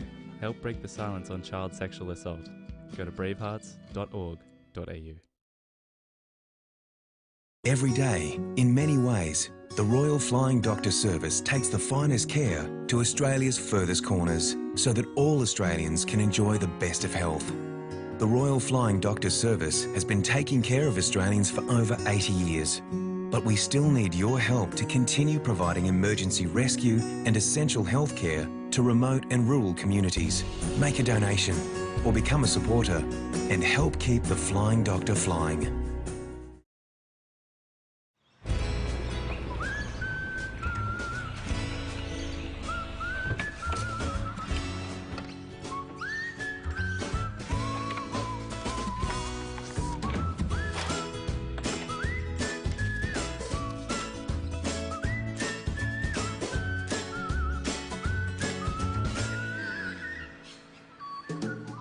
Every new line means 2 more hands. Join us, lions.org.au. Welcome back to the CEC Report, where we're discussing TPP revolt frustrates imperial schemes for Asia Pacific. And just for more information, and particularly if you've got any questions on how to put a submission into this Senate inquiry on the APRA bill, just give us a call on our toll-free number. And also, if you haven't already, you can request a free copy of our weekly publication, the Australian Alert Service, in which you can find out a lot more background to everything we discuss on the show. Now, the Asia Pacific and the TPP, it's not all about the TPP. In fact, I'm going to come back to the TPP and what's happening with that in a moment. But the point here is that with this campaign to stop the APRA bill, we are intersecting a much bigger drive by some of the most powerful financial institutions in the world, because the current global financial system, which has been referred to as an informal financial empire, is collapsing. And so what we're seeing is that the powers from the City of London and Wall Street are being exerted in new ways. And part of that is through top-down dictatorial controls like the bail-in legislation, and the other side of it is top-down police state control, which is justified by the increasing terrorism. But as we know, and we've said on the show and we've documented extensively, terrorism is not, the more dangerous terrorism is not incidental. It doesn't just pop up organically. It is sponsored at the highest levels, particularly by operations run out of the City of London and Saudi Arabia with other help. So that's what we're going to look at today, because there is an alternative not just financial order, but economic order that is being pushed by China in particular and its collaborators through the BRICS, for example, Brazil, Russia, India, China, South Africa, and through nearly 100 countries that have agreed to cooperate with China on its Belt and Road Initiative to collaborate and work together to uplift the planet and rebuild poverty-stricken areas with development and with infrastructure. So we're going to look a little bit at President Donald Trump's trip into Asia and how that affects the drive for what is essentially to be a shift from the transatlantic region by the Wall Street City of London forces into the Pacific, because basically with all this motion unfurling in the Pacific, they need to get in on it. They need to control it top down. Or try to, exactly, and they're not really succeeding in the way that they would like. And the TPP is an example of that. Yeah. But Trump's trip into Asia, he of course went to Japan, South Korea, China, and then of course visited Philippines and Vietnam for the APEC and the ASEAN and East Asia forums. And most of the meetings were quite good, but I'll just mention the interactions with the Chinese President Xi Jinping, because bringing together America and China would be the most critical thing, along with Russia. And Trump did stress, actually, on the question of North Korea in particular, that China and Russia are the most important partners with America to bring peace to the region. So that's crucial. America itself, there were several dozens of leaders of companies that went with Trump and the delegation to meet with Chinese officials, and they did some major deals. General Electric, for example, is going to work with 2 Chinese energy companies on Belt and Road projects, and Westinghouse is going to be engaged to build 6 nuclear power plants in China. So there's, quite a number of positive things that are brewing there. On the negative side, there's a push, and you might have heard about it in the media and not known what it was, for what's known as a quadrilateral dialogue. This is a security dialogue between the US, Japan, Australia and India. And this is something that existed briefly in 2007, and then Rudd basically pulled out of it because the Chinese are not that keen on it. They see it as an anti-Chinese action. So Trump and Turnbull and Abe met on this. India wasn't in that meeting, but there was a meeting of senior officials of all 4 countries that did take place on the sidelines of the East Asia Summit. Now, I'll say that Trump himself didn't make any actual pronouncements about this. It was all White House statements. The statement after the meeting of the senior officials talked about, and this is what it's aimed at, of course, having open seas in the region. They stressed freedom of navigation and the rule of law. So it is basically part of the drive to contain China, and the head of the Australian National University Security College, Rory Medcalf, openly said in the Australian Financial Review that what this alliance is about Australia, Japan and India ganging up on Trump to make sure he takes a more confrontational approach to China. But I will say it is premature to believe that this will work, because Trump is a wild card and he doesn't believe everything that the White House puts out in its statements. No, you can't. You know, that's the thing about Trump. You can't actually predict what he's going to do. And again, look, this is such a such a dynamic region. It's very hard to say what's going to happen here. But this is a reaction against the dynamism of the Belt and Road project of China. They're trying to contain China, but it's not going to work, at least because the West financial system is collapsing. This is a total reaction to that. Yep. And after this short break, we'll talk about the TPP.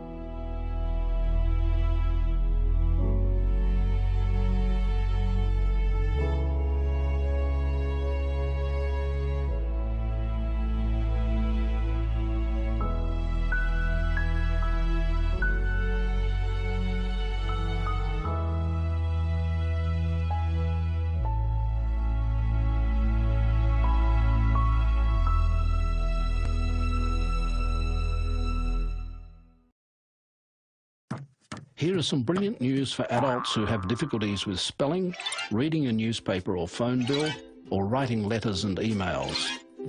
It can be easier to improve your reading and writing skills than to keep putting it off. Take the plunge.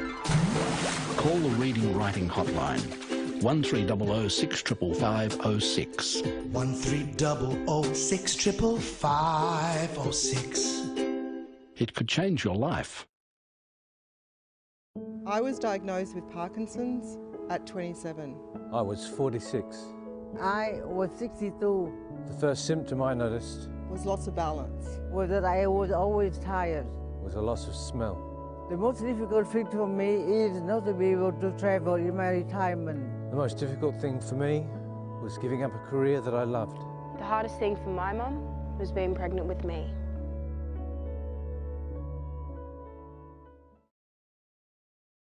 Welcome back to the CEC Report, where we're discussing imperial plans for the Asia-Pacific that are not really gaining traction.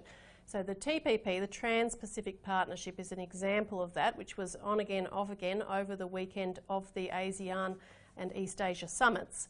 Of course, Malcolm Turnbull, our Prime Minister, was heavily pushing for this. It was he and the Japanese Prime Minister Abe that pushed to get all the TPP leaders together to try to get some motion on this, which of course has frozen since Trump pulled out of it.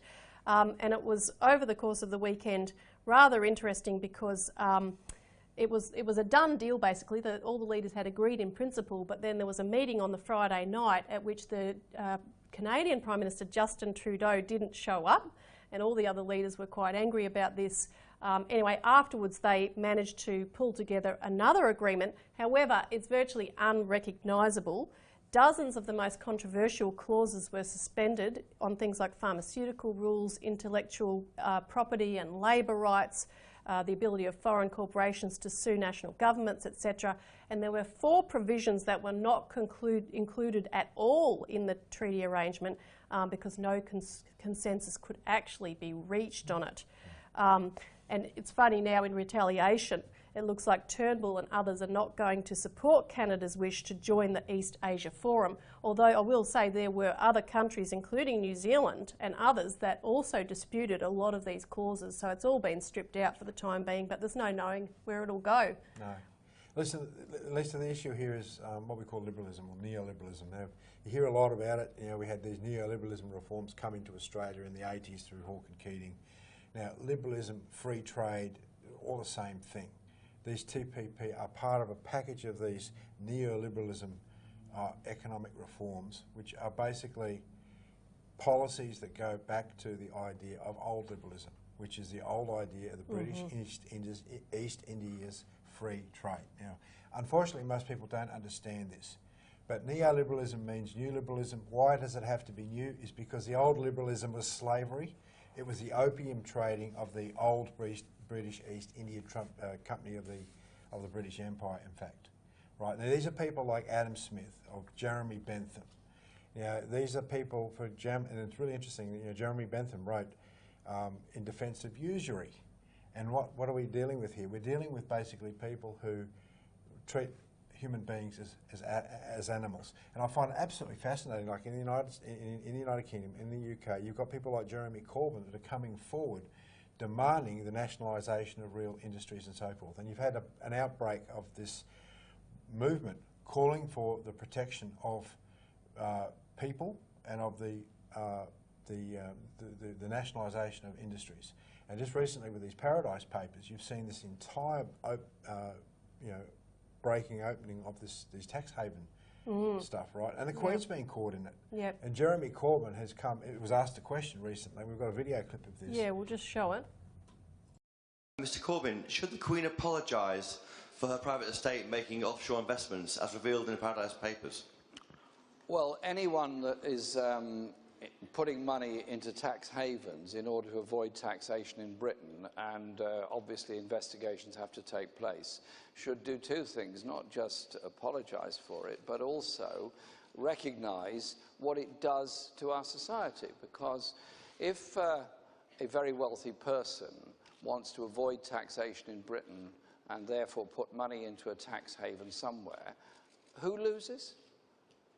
Schools, hospitals, housing, all those public services lose, and the rest of the population have to pay to cover up the deficit created by that. And so I think the Paradise Papers, which I've been reading through on them, like all of us this morning, are quite shocking, and I did raise some of these issues at Prime Minister's Question Time last week, and we will obviously be raising the issue in Parliament, and John McDonnell spoke about it this morning.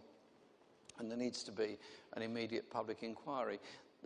We simply have to challenge the culture that there's something clever about avoiding taxation. Taxation is what gives us ambulances, gives us fire tenders, gives us safety in our lives. And we all have a responsibility to pay for it. And you know what? It undermines every one of us here who pays our taxes properly and diligently. We're undermined by this kind of evasion. It must stop. And then the Shadow Chancellor, John McDonnell, he said that the Corbyn government would enforce moral responsibilities upon society's wealthiest strata through proper reforms, forcing publication of all the beneficiaries of trusts, etc. So the old system's sinking, Craig. People don't want it. Well, Elisa, I think many of the Australian people don't understand what's happened in the last 40 years to them. Who brought these neoliberalism policies of selling off our infrastructure, of privatising everything, whereby we've had to put up with rising electricity prices? Who did this to us? Well, these neoliberalism reforms have been done by an organisation, a secret organisation, and over the next several weeks we'll be covering that on the CEC report, so people should look out for that. Yeah, so stay tuned for more, and don't forget to call us for more information. So thanks, Craig. Yep, thanks, and Lisa. thanks for tuning in to the CEC Report. And we'll see you at the same time, same place next week.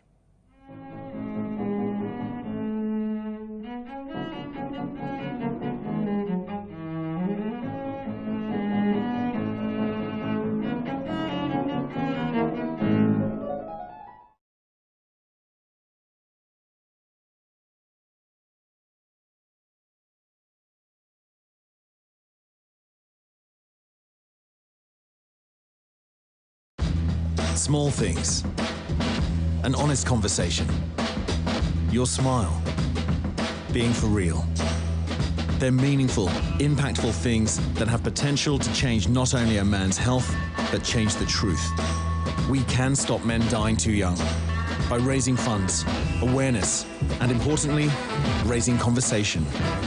Help Movember raise funds to make a difference in a man's life. Do something good at Movember.com.